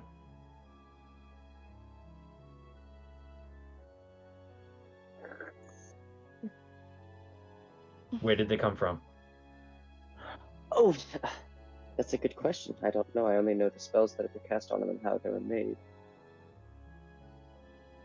Well, if we're trying to figure that out, I know we were told to stay in town for a while, but... Do we have to listen to that? Probably for the best. I mean... I don't know. They didn't ask us for our names. Yeah. I mean, we could be anybody. But we did address each other a couple of times. To be honest, the one thing I know about Marie Lynn and Rosalind is the bullshit doesn't work. They'll figure it out. If we try to play it, they'll around here they don't do that here. Yeah. I from time to time get to go see Lyndon as one of the guard members during school outings or when I have a break. Maybe I can find a moment to talk to him. Maybe we can get some more information. Clover, you must want to see Lyndon, and this might be a fantastic time to see if they've maybe discovered something in a day or two, or maybe even now without us even knowing. It's pretty late. I don't know if right now is the right time, but maybe in the morning. Maybe now's the best time. It seems like he's always busy. When he's sleeping, I don't really know what his posts are. Do you think if we were to leave here right now in the middle of the night and they're already suspicious of us, that would be a good look? I'm not worried. Speaking of late, do you guys think we can get some free rooms? We didn't really come with the intention to spend the night, until a whole investigation is done. Whisper and Finnick, do you have rooms with Gaul? I turn to you, Finnick. Joe Dewey. Yes, your room is already paid for. Just nod. Yeah. So y'all can stay here. Tristan and I have a place just not too far from here. Felix, did you say you have a place you can go? You guys showed me a room. I don't know if it was been taken or not, but yes, Felix, you you rented a room already. Got dead body parts in it. I grabbed them. There's maybe some stains. Gladly, everyone can share this room. I don't know. It's probably not the biggest, but it will maybe do. Well, they have a room and they have a place. You're welcome to either come stay with us, with him. I can't give away a free room, but if he's already paid for it. You could stay with us. I'm small. Oh, stay with Felix. I think it's best if we split up. We must find a way to come back together. What? Where should we meet again? If you're going back to your house and just meet here in the morning? Breakfast. Oh. Brilliant. I'll make everybody I'll make some breakfast, and Whisper, you can help me out with that. Okay, so if there's nothing else anyone wants to do, you all split off to your rooms for the evening. And everyone go ahead and take your long rests. And that is where we're going to have our break. It's still not too late. Go ahead and follow the rules of the giveaway. They're posted up in the chat. We're going to announce whoever wins that when we come back from break. It should be about 10 minutes. We have some more adventure to get to, so see you all soon.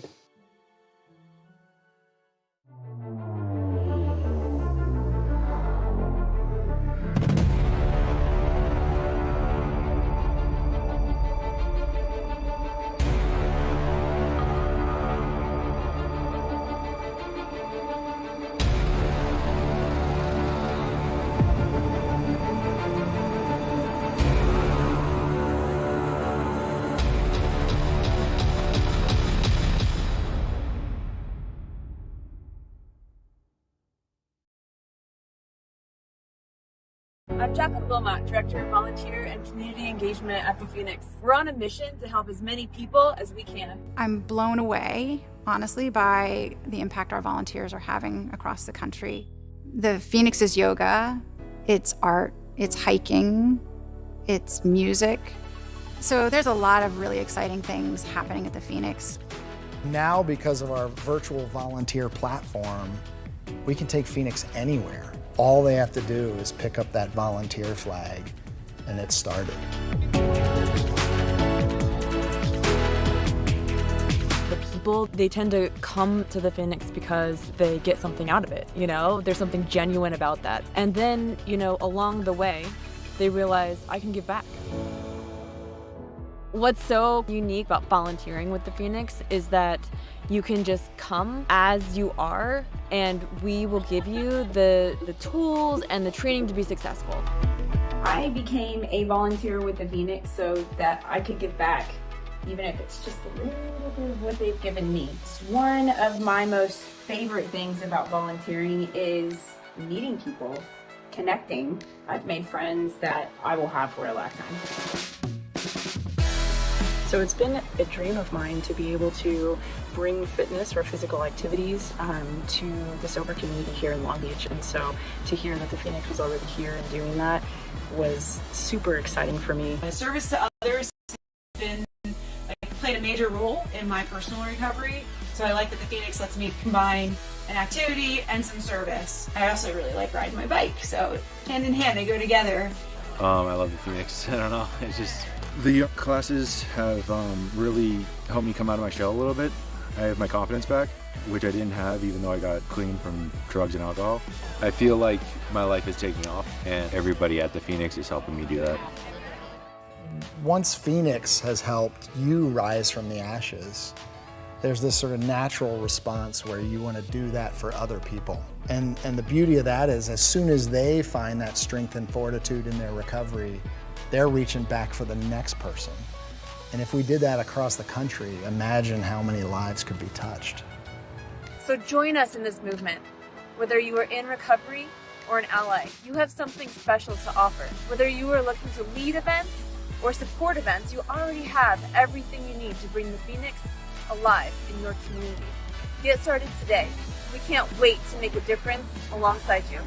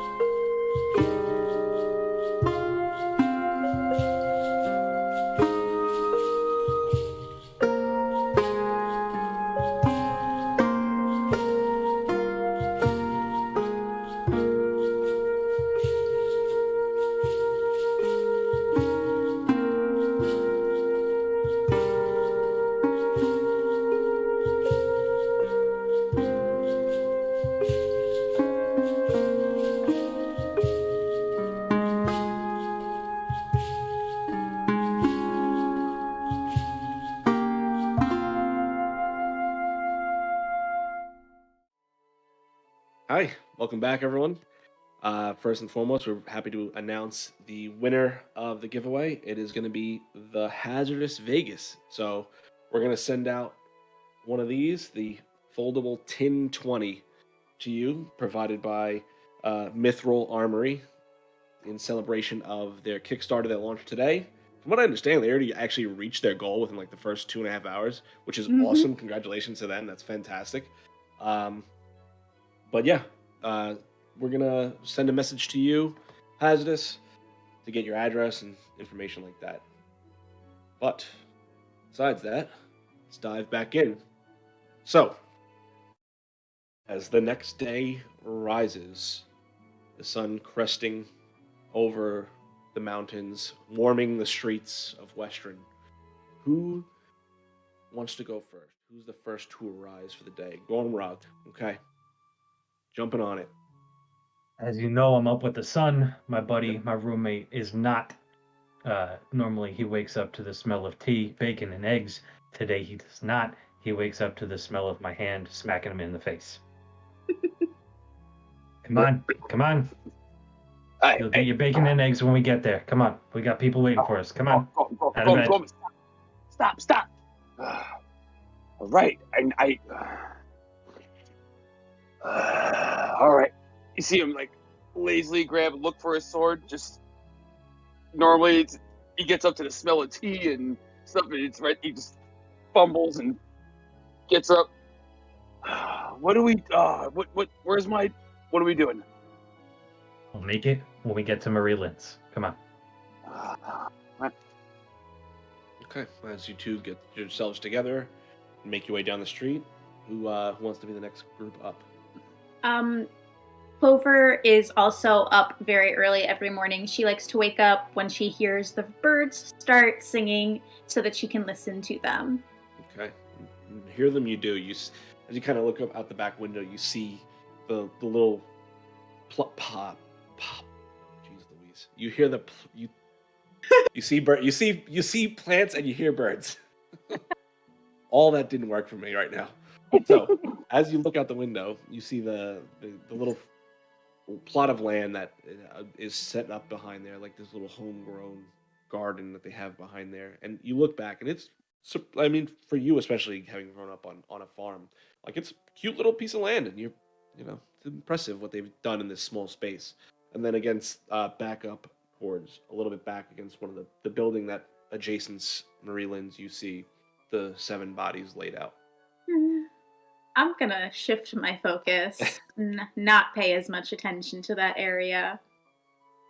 But yeah, I'm just gonna hang out and watch the sunrise for a little while, not really do anything. But if I'm looking out of the window, I will do like passive perception to see if I see anything during this time. Okay. Go ahead and roll a perception check. Okay. That was an 8. An 8? Yeah. Besides besides what you're able to see, I mean, it's not a huge view you have from this window, but you don't really see anything of note besides what's already been described. Nice. Who wants to be next? I would be, actually, I would have taken a pillow and a blanket and put it right outside the door, locked the door, and slept right in front. So anybody who would have kicked me or walked past in the morning probably would have woke me up. Just sit my back on the door reading. Very unceremoniously, you are kicked in your side as you lay in the hallway, and you see the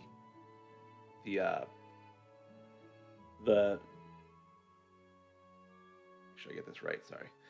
The gnome that you saw working the front desk, Seamus, you came to know his name to be. He kind of kicks you. Says, "What are you doing out here?"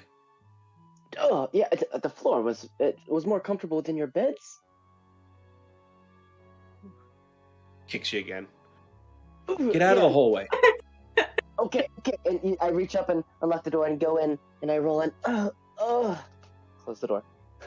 Oh, Felix, you're up early. Yes, out. I was just sleeping on the floor out there. I wanted to give you privacy and make sure nobody came into the room, and somebody kicked me. A doorman, quite rude, really. You were probably in the way of his foot. Twice. What time is it? Do you think we should go downstairs and see if the others have arrived yet? He starts trying to calculate time in a very slow fashion. Yes, they might be up, but it's quite early still. Okay, well, we can hang out or go downstairs, whatever you want. Oh, let's go get some coffee. I always for that, and I could use after that kick. Yeah, that sounds good. Okay. As the pair of you make your way downstairs, it's still relatively early, but you see the half-orc, Danny, kind of slowly getting things together for the day, cleaning up the little bit of mess from the previous night. You see the gnome taking up, kind of helping Danny get things together, but also kind of making Danny do everything as he directs him. His eye down as I walk past. Let's see. He kind of points to his boot, like hold it up a little bit. Oh yes. Note to self, not the floor. Yes. As you take your seat,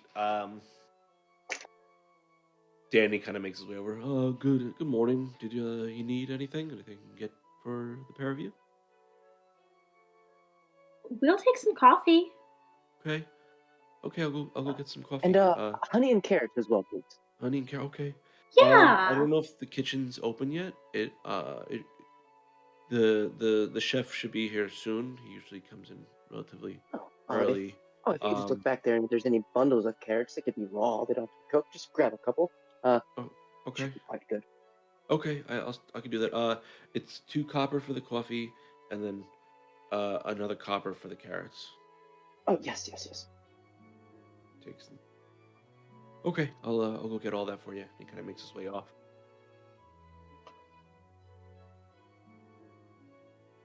Anything else you wanted to do in the interim? No. Okay. Finnick and Whisper. Who's waking up first? Okay. I likely won't wake up or go downstairs until I smell food. Okay. Unless somebody wakes me up. Yeah. What do you want to do?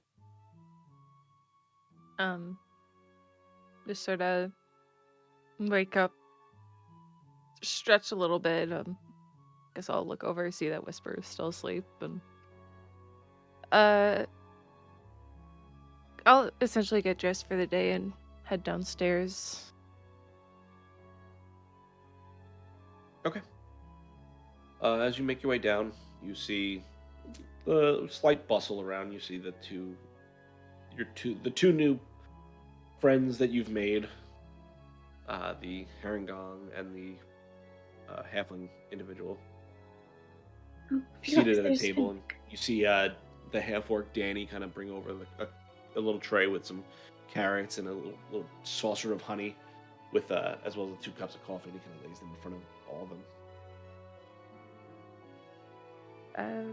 Guess I'll walk over towards them and. Do you got room for one more? I always have room for a friend. No, just take a seat then. I'll just take a tea, I guess. Sure. What kind of tea did you want?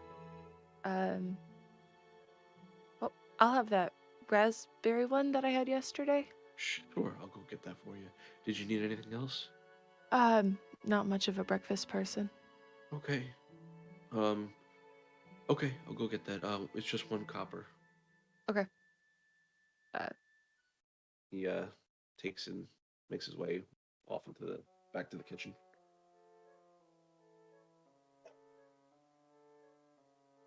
Take a carrot, dip it in some honey, mix it in the coffee, and then just take a bite. Start sipping. Pretty good breakfast. Your mom taught me that. Did she? Yeah. Huh. I had a hard time eating carrots at first, and she said to put it in some liquid, something sweet. It made it taste really good. Yes. Okay. I guess I just never had that problem. No, I don't think you did, no. So, how long have you two known each other then? Because I know you Known said each you other. grew up together. Felix and I have known each other for as long as I can remember. Yes. Like 14 years? 15 years? 16 years? Something like that. Yes, it's been quite some time. I went off to school for a while, so we didn't see each other for a while, actually, until just recently, but... But we wrote each other we did- letters all the time. Yes, we kept contact quite a bit. She definitely made sure that I stayed safe. She might say that it's not true, but I do believe that she kept me sane throughout my life. Felix Her and Lyndon, is... actually. Lyndon was quite... Yeah. Felix is my brother Lyndon's best friend. All right. Mhm. And that was the guard from yesterday, correct? Yeah. Yes, an amazing person. Sadly, he seemed a little distracted. He's usually a little bit more bubbly. I feel this town has made him a little too serious. I still was don't like that. He was working.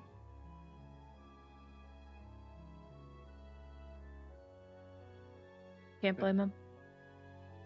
Maybe we can find him and loosen him up a bit. I think he said he was going to try to find me or something like that, didn't he? Yes, he did say he would see you soon.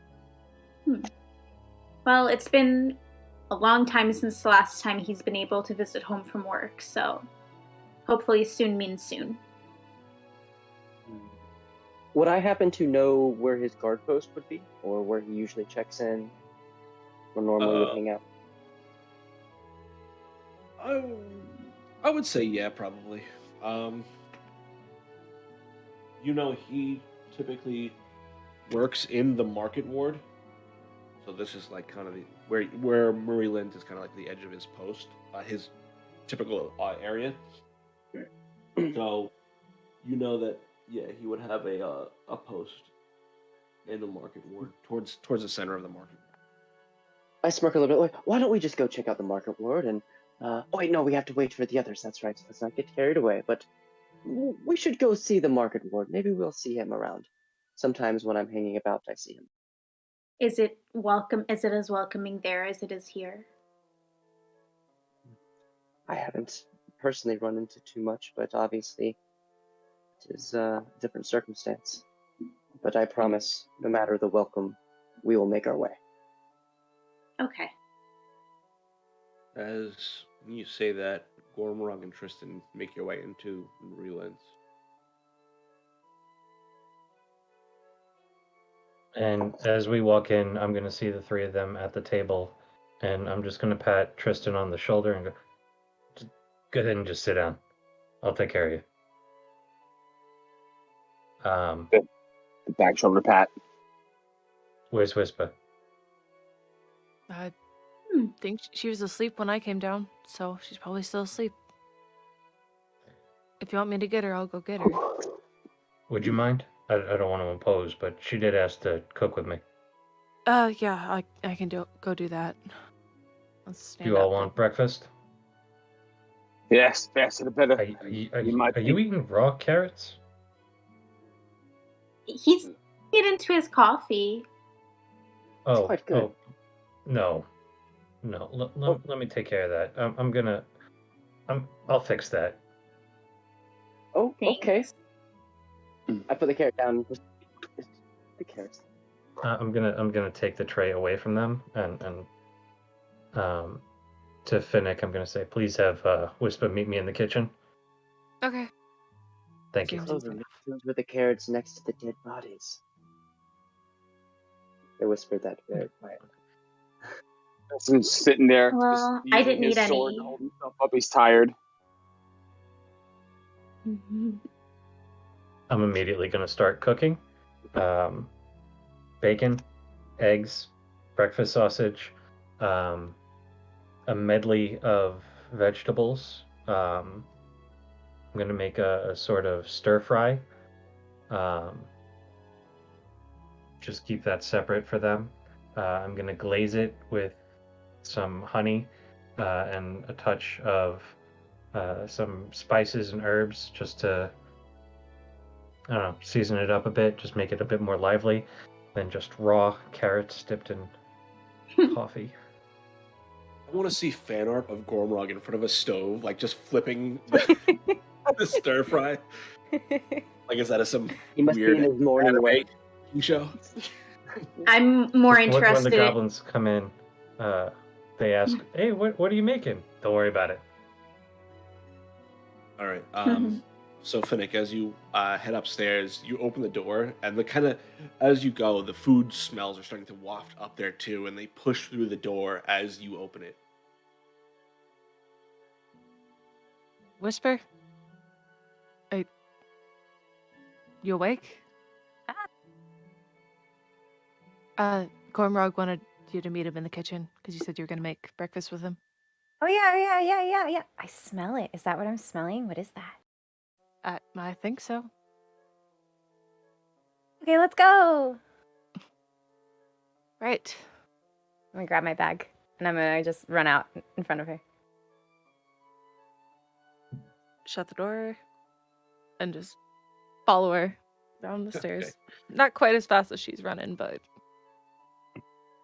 I trip down the stairs. No.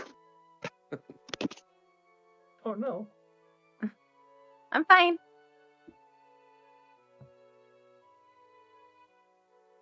Okay, so you all make your way back downstairs. Whisper making your way into the kitchen. Finnick, where you going? What's the plan, Finnick? just going back down to the table. Okay. You rejoin the table, and breakfast is proceeded to be made. Anyone want to do anything in the interim while that happens, or? I want to ask Gormrog what we're making. Everything I just relayed to you, Joe, I'm now relaying to Whisper.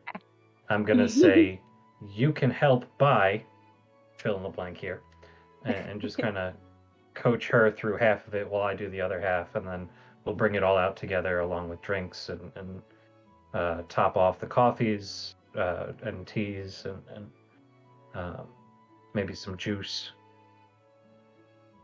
Okay. Just as you're bringing it out, you would hear me say, "He took my carrots away," to Finnick. And? I just wanted to let you know what happened while you were gone, just in case you were wondering. And why the carrots were gone. He took my carrots. I brought you something better. I wasn't wondering that, but thanks for informing. While I'm bringing out the food and preparing the food, I keep snacking on it. Throughout the whole process. Okay. So, you all seated. What's the plan?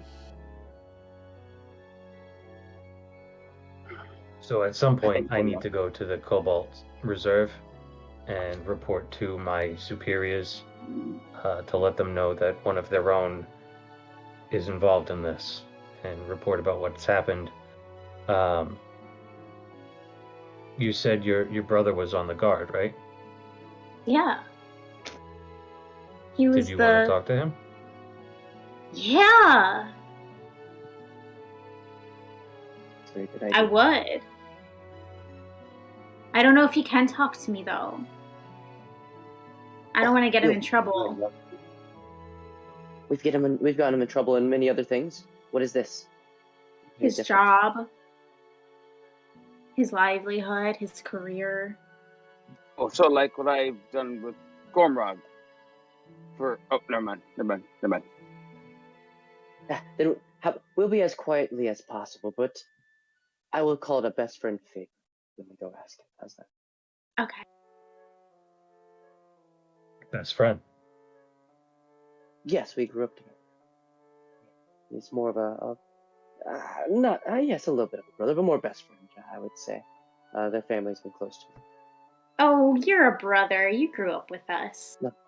No, it's not. No, it's higher. He had his own seat at our table. They were a wonderful family, very kind. Too kind. Mm-hmm. Sounds like you had a special relationship with them. Yes. Do you want to go check in before we go find Lyndon, or? DM, remind me, what part of the town is the Cobalt Reserve in? That would Is that the be, Scholar if I'm not Ward? mistaken, yes, the Scholar Ward. Okay. So planning where they want to go and where I want to go, which would make more sense to go to first? Pretty much 50-50 between the two. Anybody have any input? If we wait to go to the Scholar Ward, we can also have this maybe shackle looked at, or maybe question that a little bit more, and maybe have information from Lyndon to help us as well. Is that where the smart people are, like you? Yes, they. I would say the smart people already graduated, but they're Like trying. you. Yes. Okay. It helps when you can fudge numbers. Anyway, we'll talk about it. Don't worry. Well, Have a I good guess one. we could always split up between the 6 of us and either Fudge tackle each numbers. thing. Sorry, getting distracted. Thinking about fudge. Finnick, what do you want to do? I'm kind of interested in what the Cobalt Reserve would hold, but you never told me what. You never told me what the Cobalt Reserve was. The Cobalt Reserve is sort of Alexandria. We're scholars, we're librarians, we're monks. We are keepers of and collectors of knowledge and artifacts throughout the world. So are you smart too? But I'm working on it. He's being modest. He's being modest. Smarter than no one. I've never known no one better. He's the smartest. Don't let him say anything. Wait, what am I doing? We grew up around barbarians. The bar wasn't very high. Well, let's check out the Cobalt Reserve.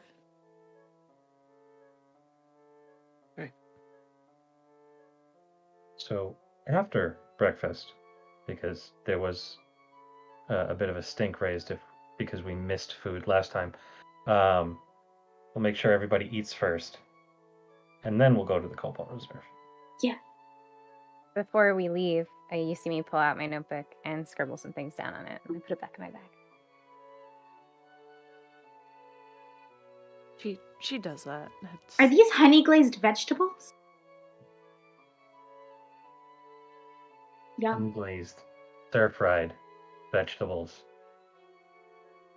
You got your cauliflower, your broccoli, your carrots, your zucchini. You got some squash in there. Awesome. Okay, so as breakfast is finished and everyone has filled their bellies with the menagerie of food Gormrog has prepared, along with Whisper, you prepare to set out towards the Cobalt Reserve, correct? That's the plan? Mm-hmm. Did you want to do anything in preparation for that, or is it just kind of head straight to that? Get there. Where is it? Is there any talking to Marie Lynn or Rosalind on the way out? I'm sorry, I didn't mean to cut you off. No, you're... Yeah, I mean, you know where to find them, so they're easy enough to get a hold of if you need one of them. Either one before walking out, if we're going to leave. Which one do you find? It's up to you. We'll go for Rosalind. Okay. Rosalind is she kind of like it runs the day-to-day stuff, whereas, this Marie Lynn kind of like has the overall supervisory role. Rosalind's downstairs already, kind of just getting things together for the day. but you find her easy enough.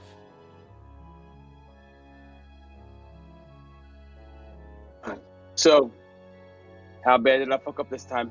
What'd I do? It's fine, Tristan. You know, I've got her.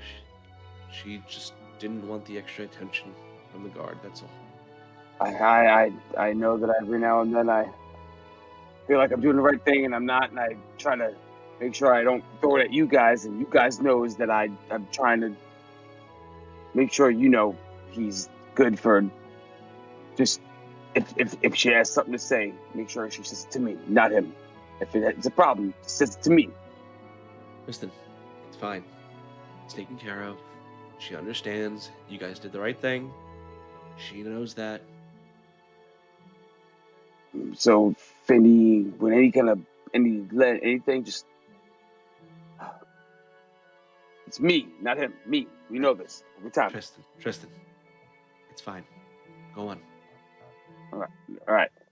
I go. Okay. So, just head straight to the Cobalt Reserve. Did anyone want to do anything? Okay. Is the Cobalt Reserve a safe place for interesting halflings like myself? Depends on who's there, if I'm honest. I would love to tell you yes, especially given this. But not everybody is as welcoming as Miss Marie Lynn and her establishment. Some of the It's not as nice as the farm that we grew up. Oh, maybe I'll put on a big hat. I'm sure if you just stand behind me, they will focus on me. And you won't have to worry about it. Okay. Oh, you know I always do something stupid anyways, and so it is fine. I am willing to take the brunt of it for you. Okay. Let's go. Okay. So, as you make your way, Gormrog, knowing the path quite well, it's easy enough to find. You've come up on the large library that is the Cobalt Reserve.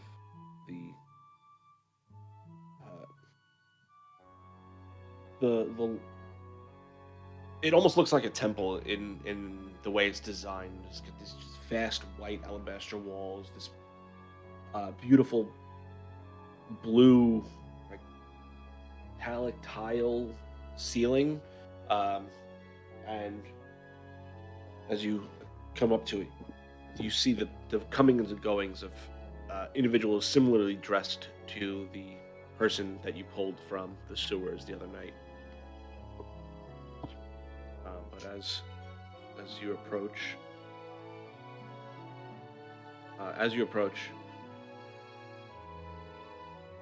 what do you want to do, Gormrog? I'm looking for any of the archivists or initiates who are milling about, not really too deep in their studies. And I'm going to just try and get one of their attention. Okay. Easy enough. You actually see the person that kind of runs the front area, the welcoming space there. You're familiar with who they are. An older half-elven woman, short, straight brown hair, brown eyes, smooth golden skin, little heavy set in her short frame. Got this roundish face with piercings in her nose. Wears the blue robes of an archivist, but she looks up to you as you enter in. You know who this is, actually. You know her name to be Inyelena. And she kind of looks at you as you enter in. We're coming in with quite a group, Gormrog. Yeah. I have to report to Expositor Holt. Is she in? Are they in? I mean, they're always around. I'm sure you can. I'll have someone take you to her offices. Take you to their office. Is it important? We've lost one of our members. Very well. Well, if that's the case, she kind of motions for another archivist to make their way over. And you're not really familiar with this person. Another halfling male kind of comes over. Black hair, kind of cut very close, thin-faced. Yes, what can I do for you? I need Initiate Cormac. I need you to take Initiate Gormrog to the head expositor's office, please. Of course. And he begins to lead all of you over to the office. You are led through a couple bookcases. Gormrog, you're familiar with the path, having been here before at this point. But you, they take you to the office, knock on the door before you hear the call of reply inside. The door opens, and they allow you to enter into the office. Entering in, you see a very bare bones office. To the point it looks more like a monk's cloister. It's just a small bedroll on the side of the floor, a bookcase with several books on it, no trinkets of any kind. The desk is large but plain. There's a large book in front of an orc individual. They're very thin, and they just they're wearing those very plain robes. That light and dark blue mix and match across them. As you enter in, they put their quill down as you enter in. Gormrog, did things go well last night? That will be a matter of perspective. May my compatriots enter? Of course. I'm going to motion everybody to come into the room and close the door behind us. And for expediency's sake, expand upon what happened. No secrets, just everything as it happened, in as much detail as I can provide, including the deceased. Well, Viara was supposed to be the one to go through this with you, but it seems that she was unable to make it to you because of this creature. Well, needless to say, I'm glad you all were able to dispatch of it. May I see the cuff? They kind of take it from you and examine it for a few moments. Their eyes kind of flash. And you recognize that, Felix, to be an identify spell. They hold it back out to you. Well, this is interesting. Clearly not the highest level of arcane magic, but based on what you told me, it looks like the creator of it may have been one of the victims.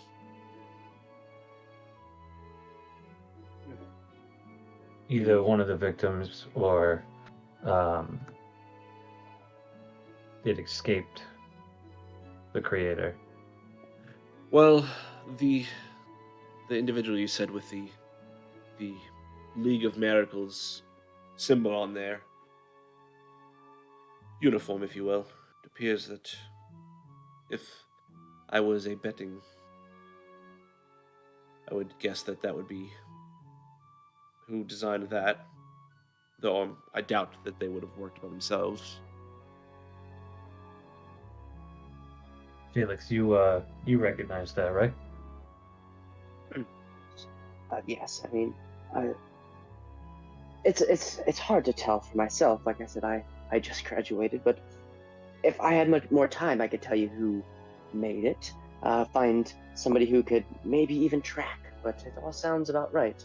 Everything they're saying was what I found out. This is it's an item that was made. I just didn't have much time to figure much more out.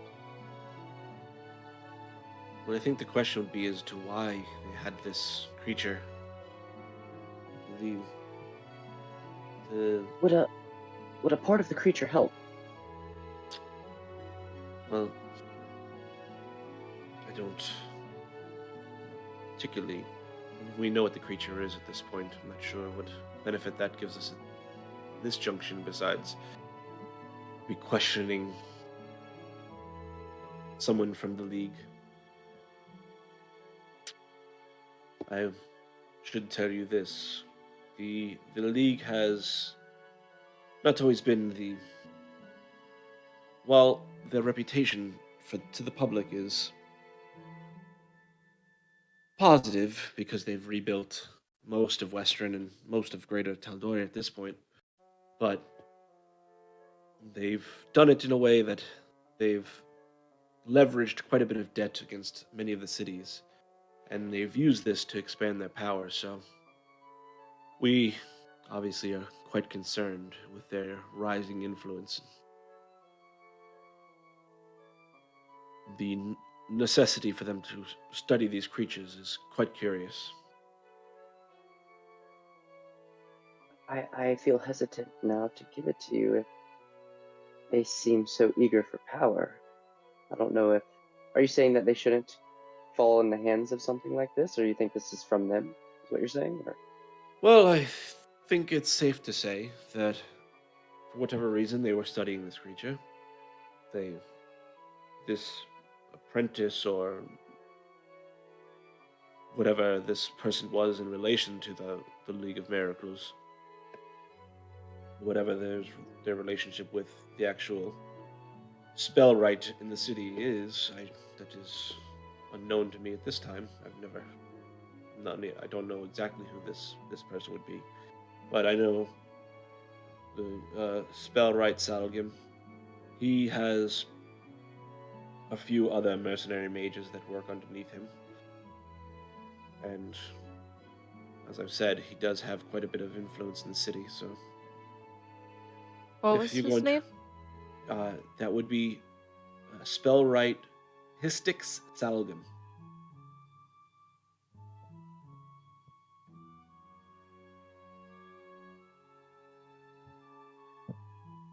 But the spellwright sanctum is not far from here, closer to the Opal Ward, but I'm sure you'll be able to find it easy enough. If you had questions, that would be where to go, though I'm not sure they'll be willing to divulge any of their information to you. You say if we have questions. Well, I you think know that's where we should talk, Gormrog. I think you're already on this trail. You're looking for a way to prove yourself. Dig into this information for us and find out where this trail leads. I will. And I'm gonna turn to everybody else and I'm gonna say, this is something I'm pursuing for me. Do you still want to help? Of course. Already here, so. Share some of your knowledge with me, though. I am willing. You've helped me, I'll help you. And I know I don't need to ask you, Tristan.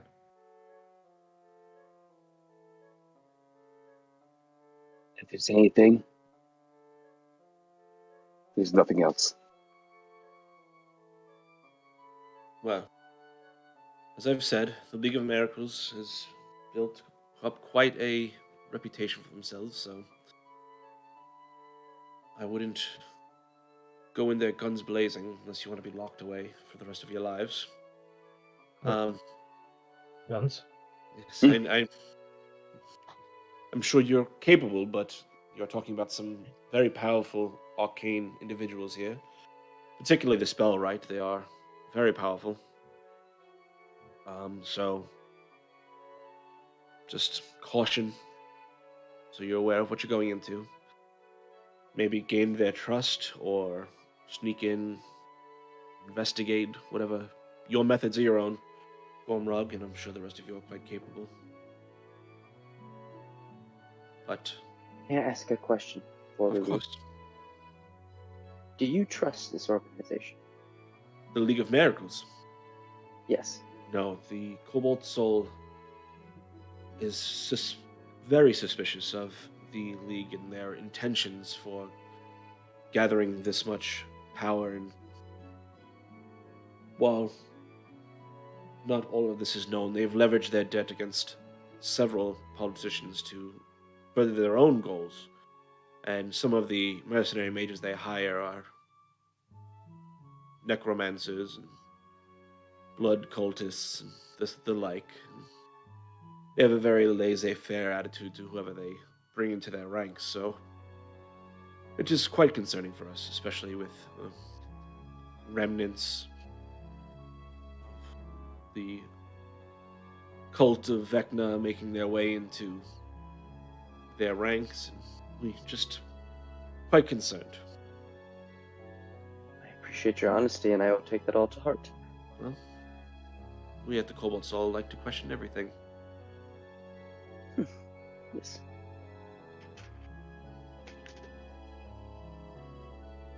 Shall we go question the world then? Thank you for your time, Expositor Holt. We will be on our way. Very well. Bid you all adieu. Hi. Thank you. As you pipe up, Clover, they turn and notice you. Give you a small nod.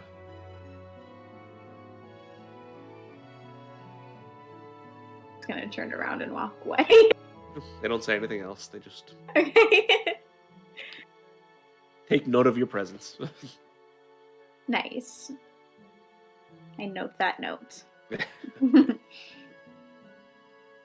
So,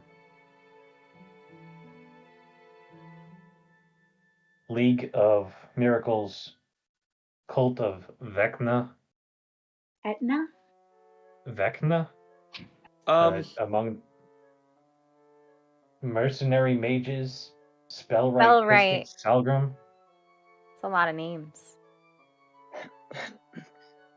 It's Lord, got very you know big. It's got very big, very fast. Whisper, did you scribble any of this down in your little notebook? No. Oh, okay. Oh, we should remember it then. Yeah. Yeah. Hey, DM. Yes. Would by chance there be any station for perhaps initiates and potential expositors of the future to by chance pick up journals and notebooks and writing implements for free? Yes, I would say that's no issue for you to get ready to get whatever sort of logging equipment you might need. And I think I will say, That's Brandon. as with all of this, I will say, Finnick, make a religion check. I will say, let's see here. Ooh. Who else? Who else would make these checks? Where is it? 16. Okay. You're very well aware of who Vecna is.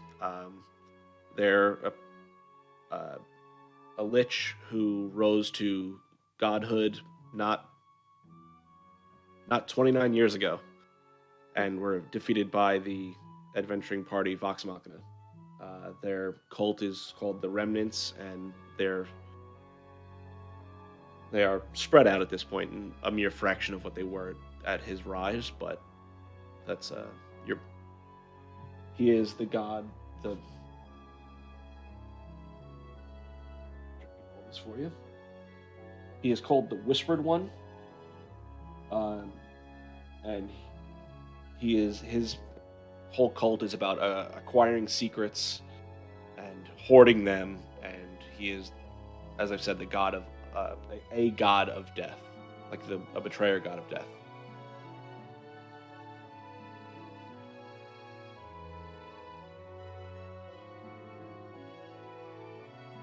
Oh.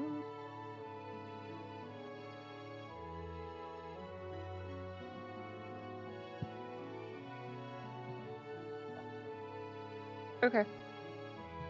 And Felix, we've already done a history check on the League of Miracles for you. You would have heard of them. You have a general idea. At the time you spent in this in that scholar ward, like there's been, well, not so much them like sharing too much knowledge, but you're aware of the spell right sanctum and the comings and goings of that place. Okay. I would also like to just relay the information that Vecna was a god of death and his followers are the remnants. Like, he was defeated, but obviously they're still followers. He was defeated and sealed behind the divine gate, so he's still alive, but he's still a god, but he's imprisoned behind the divine gate. Hopefully he shall stay. We can only hope. I'm gonna hand out journals and writing implements to everybody so that if you wish it, you have one. And if not, you have one. Keep taking me out. I'll take as many journals as you can give me.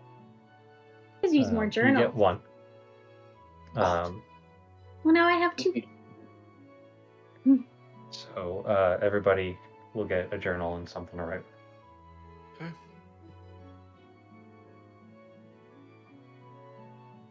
Right. Do you know where your best friend is?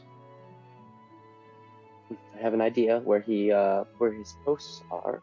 Sometimes we meet up every now and again. He's usually quite busy, so it's hard to say. But we can give it a chance. It's been quite serious lately. Chance is better I'm than all about nothing. chances. Oh yes, this is true. Before we go see Lyndon, while we're still in this smart people place, are there any books here that might help us learn more about any of what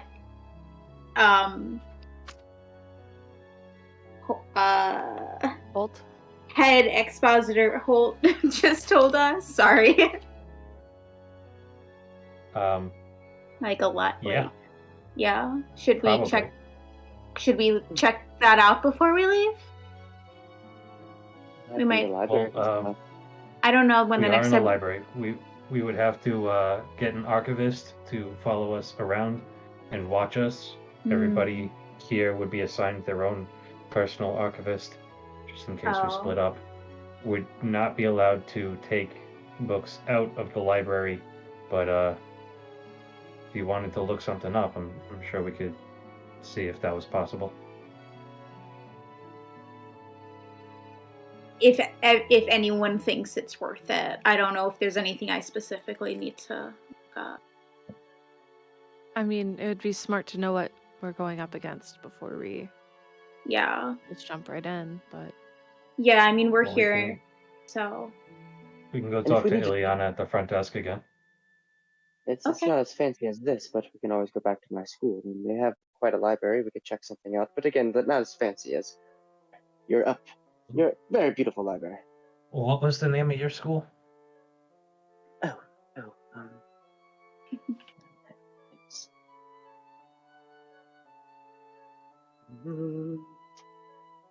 I was West Hall not. Academy. Thank you, West Hall Academy. I was not expecting the backstory question. It's West Hall Academy. It's a smaller school in the area. Like I said, I wasn't able to find money to go to a higher end school. I learned what I could. Gormrog, you would know the West Hall Academy is pretty, out of all the institutes of learning in Western, it's probably the top one. There are a lot of smaller ones, but the West Hall Academy would be the top one. Felix, you said what? You went to West Hall Academy because you didn't have enough to go to a better one? He's very smart. They just let him right in. Like I said, I'm good with numbers. I'm not really too good with everything else. I met a professor. The professor helped me out a lot. But like I said, I didn't have much money, so I was very limited on my choices. I was lucky to go there. You literally went to the best school in the entire city. Good job. And you graduated a doctor from that? I did, quite soon. I was so engulfed in my studies, the professor helped me out a lot. I was quite entranced. Time flies.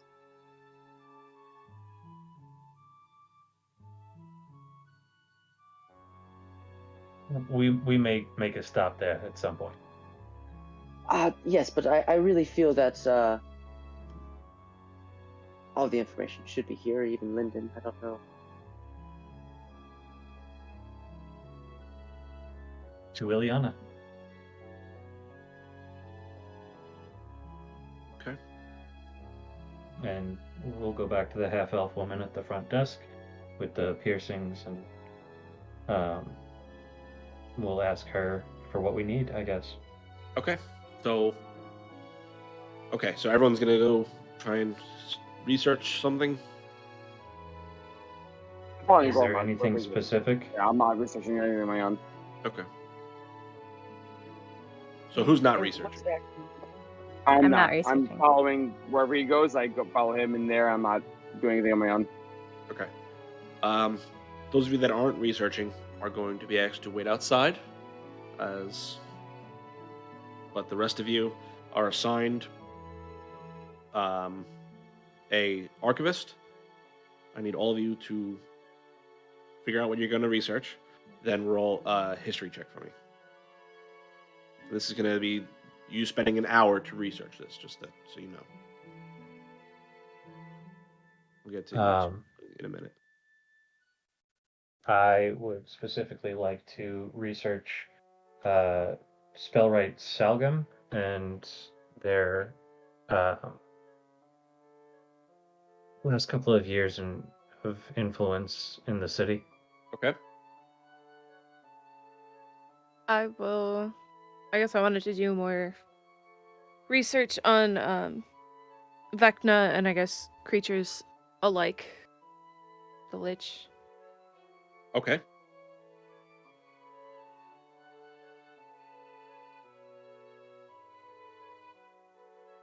I got a 15. You got a 15? History check.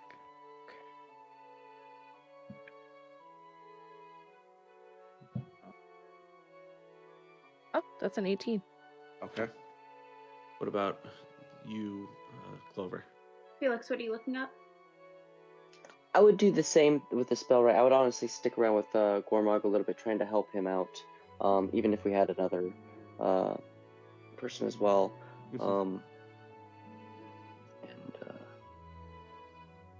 Yeah, because I'm really interested in the actual organization. So did you three cover the three main things?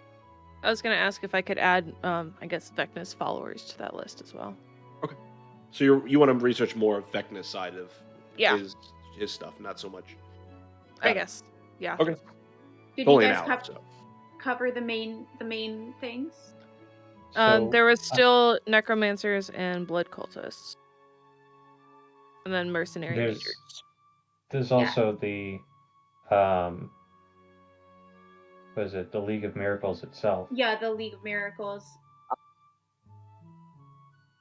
So the blood cults and the necromancers, those are just examples of the kind of people that the hires. It's not like a specific person.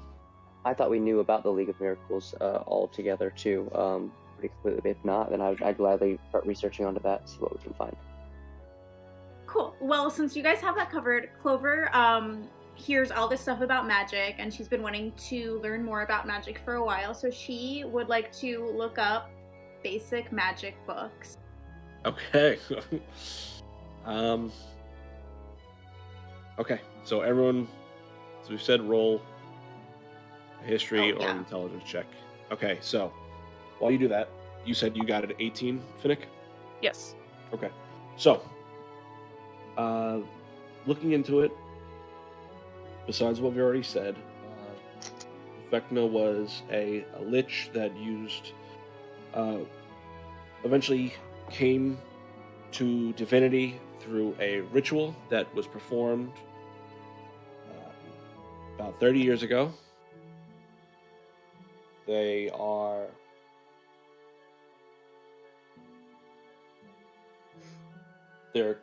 grants the powers of Arcana, Death, or Knowledge.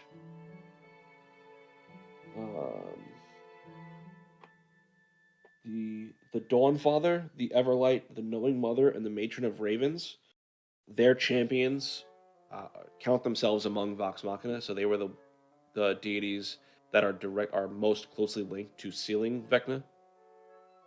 Sorry, you said Dawnfather, Everlight, Knowing Mother, and the Matron of Ravens.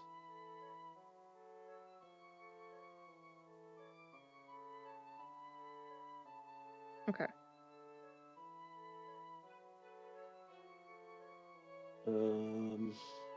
And his cult is called the Remnants.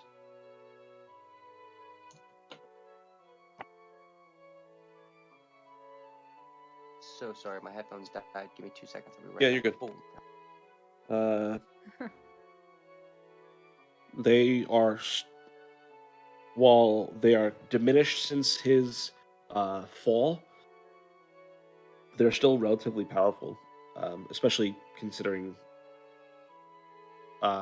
they were far more secretive about their existence pre-rise to power.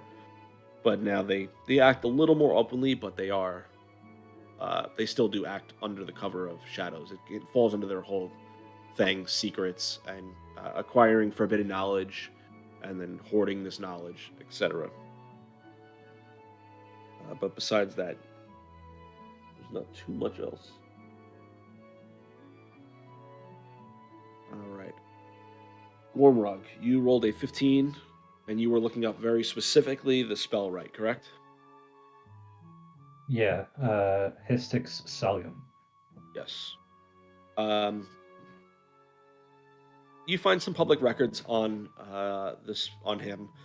You know that he came to Westruun post Chroma Conclave attack and was one of the leaders of the League of Miracles in Westruun to kind of like start picking up the contracts that was put out by the Margrave to help rebuild the city. But because of him and the people that work for him using magic, they were able to fix all these things far faster than was expected. So they're leveraging a significant amount of debt against the city of Westruun, which kind of has given him a bit of a carte blanche to do as he feels around the city, which is why that the tower for the Spellwright Sanctum kind of exists at this point. He's taken that piece of land for himself, constructed himself a tower, and has all of his people kind of live and work there for him. But that's about all you find for that.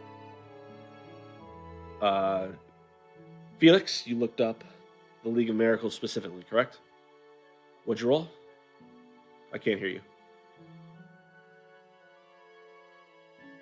Still can't hear you. Clover, what were you looking up? Clover just wanted to look up basic magic books so Right. that she could understand any of this. Okay. What'd you roll? 13. 13. Okay. I mean, there's plenty of magic books out there. You end up finding one that's kind of like just basic, like low-level cantrip style magic. Gives you a basic understanding of like how the hand symbols and the wording that you need for these things. Nothing super helpful, but it's a nice place to start. She likes it. Okay. Mhm. And Felix. Can you hear me now? Yes, I can. Yes. Am I echoing at all? Nope. Okay, fantastic. Okay, then I'll just do it this way. But yeah, I rolled a 17. Okay, perfect. And League of Miracles. Yes. So you're able to find some basic information about the League of Miracles. They're a relatively new organization that came about post Chroma Conclave Crisis, and they are led by a individual known as the Grand Thaumaturgy, but colloquially they go by the Wonder Worker. This extremely powerful arcanist has only ever actually been seen 3 times throughout history, and every time they've appeared, it's been to perform some sort of great miracle, which is why the League has come to become known as it is. Who this person actually is unknown. You know that the next rank below them are called the Spellwrights, and they are the ones that go about and handle a lot of the business of whatever the machinations is of the Wonder Worker. These are the people that kind of carry out that will. Besides that, they have a pretty good reputation. They do what they say they're going to do. They accomplish the tasks with speed and efficiency. They've done it so well that they've accrued a lot of leverage against a lot of people. So that's for each individual to decide what that means. But that's about it. That's pretty much everything you find on them right now. Okay. Okay, while you are all doing that, Tristan and Whisper, what are you guys doing for this hour? I sit outside. I sit down. I look at her. I hate all the book learning. I hate this place. I hate this place so much. Why? Every time we come here. You've been here before? I've been here, and I've stood outside of here, and I've stood around. This place. He goes in here, and he just does all this opening pages and flipping through pages, and I'd rather just go and just do it. But he likes to be smart, and he likes to go and get in here and do all his book learning and all of his pages and his words and his right. So what are you doing here? Why you standing outside getting some fresh air? I can kind of agree with you. I'm really not interested in the books. Yeah, it's just so much in there. I open the door, I walk in, all I see is the same thing everywhere. Somehow he gets interest in all these same findings, all these same letters and books, and just. I mean, I wish I was smart. I'm just not. I don't wish I was smart. If I was smart, I'd be in there doing what he's doing right now. But did you see that we went through bookshelf doors? No. Did I see that? I'm not fully aware.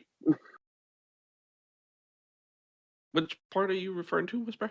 You said when we were walking through the hallways, we went through like behind bookshelves and. Yeah. Yeah. Even just seeing the bookshelves and looking at books just makes me hate this place even more. Yeah.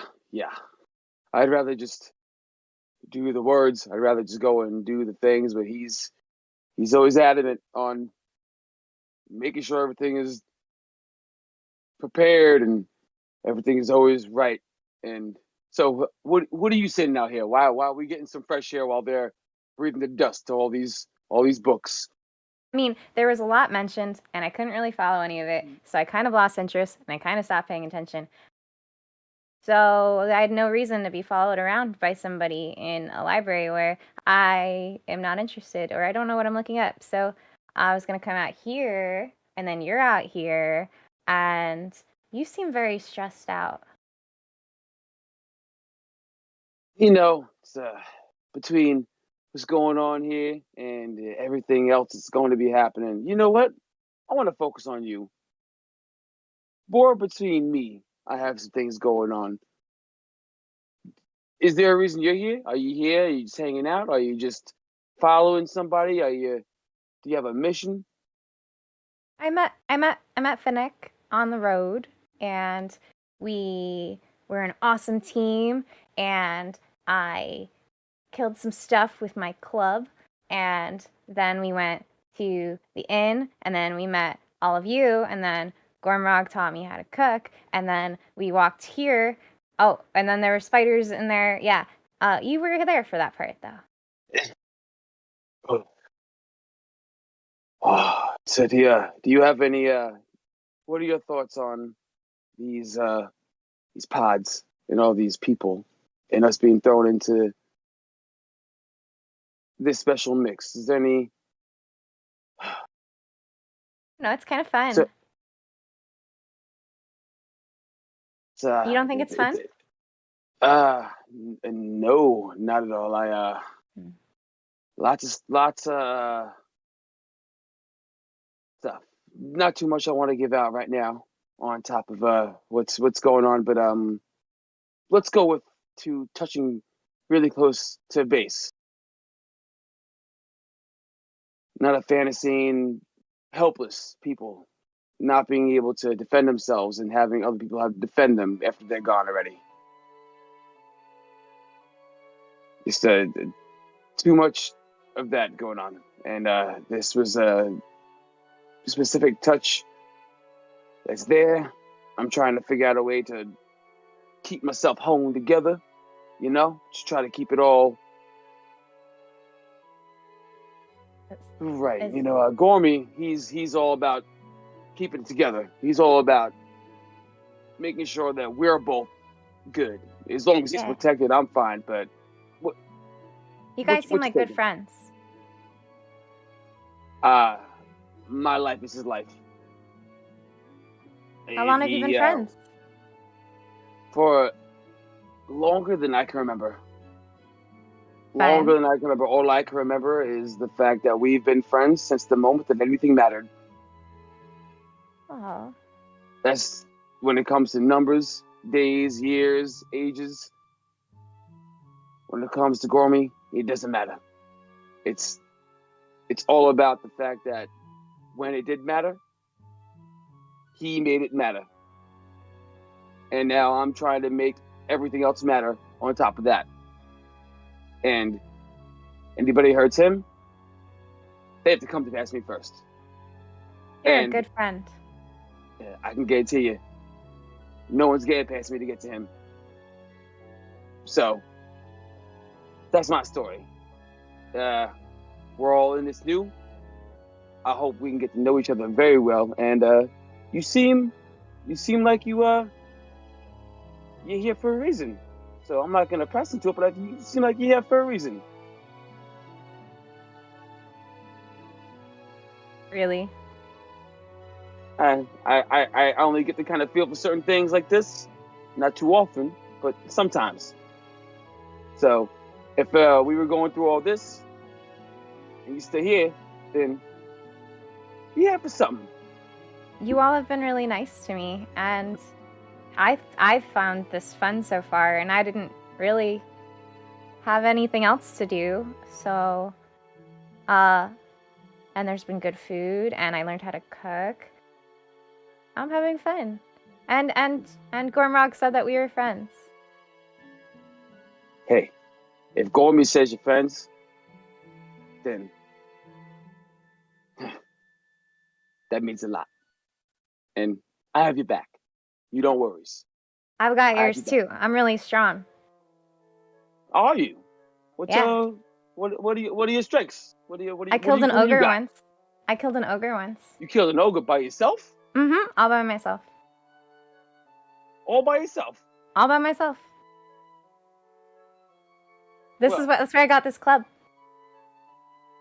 Oh, well, so he picks his sword up, stands up. Well, all right. If you kill orcs all by yourself and you're all this kind of powerful, then we ain't got nothing to worry about. We're good. We're good. I'm saying.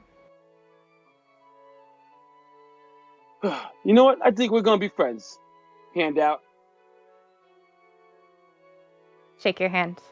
It's a little harder than he doesn't meet, and then kind of. I think everything will be all right. He always tells me that I need to stop saying that, but everything will be all right. Okay, so as the hour passes, did anyone want to continue researching or? No, right? Okay, so all of you eventually make your way outside, gathering yourselves in front of the Cobalt Reserve. You prepare to launch the next step of your investigation into the threads that have kind of unwound themselves in front of you from this spider-like creature. And that is where we are going to call it for tonight. Yay! Okay, so Woo!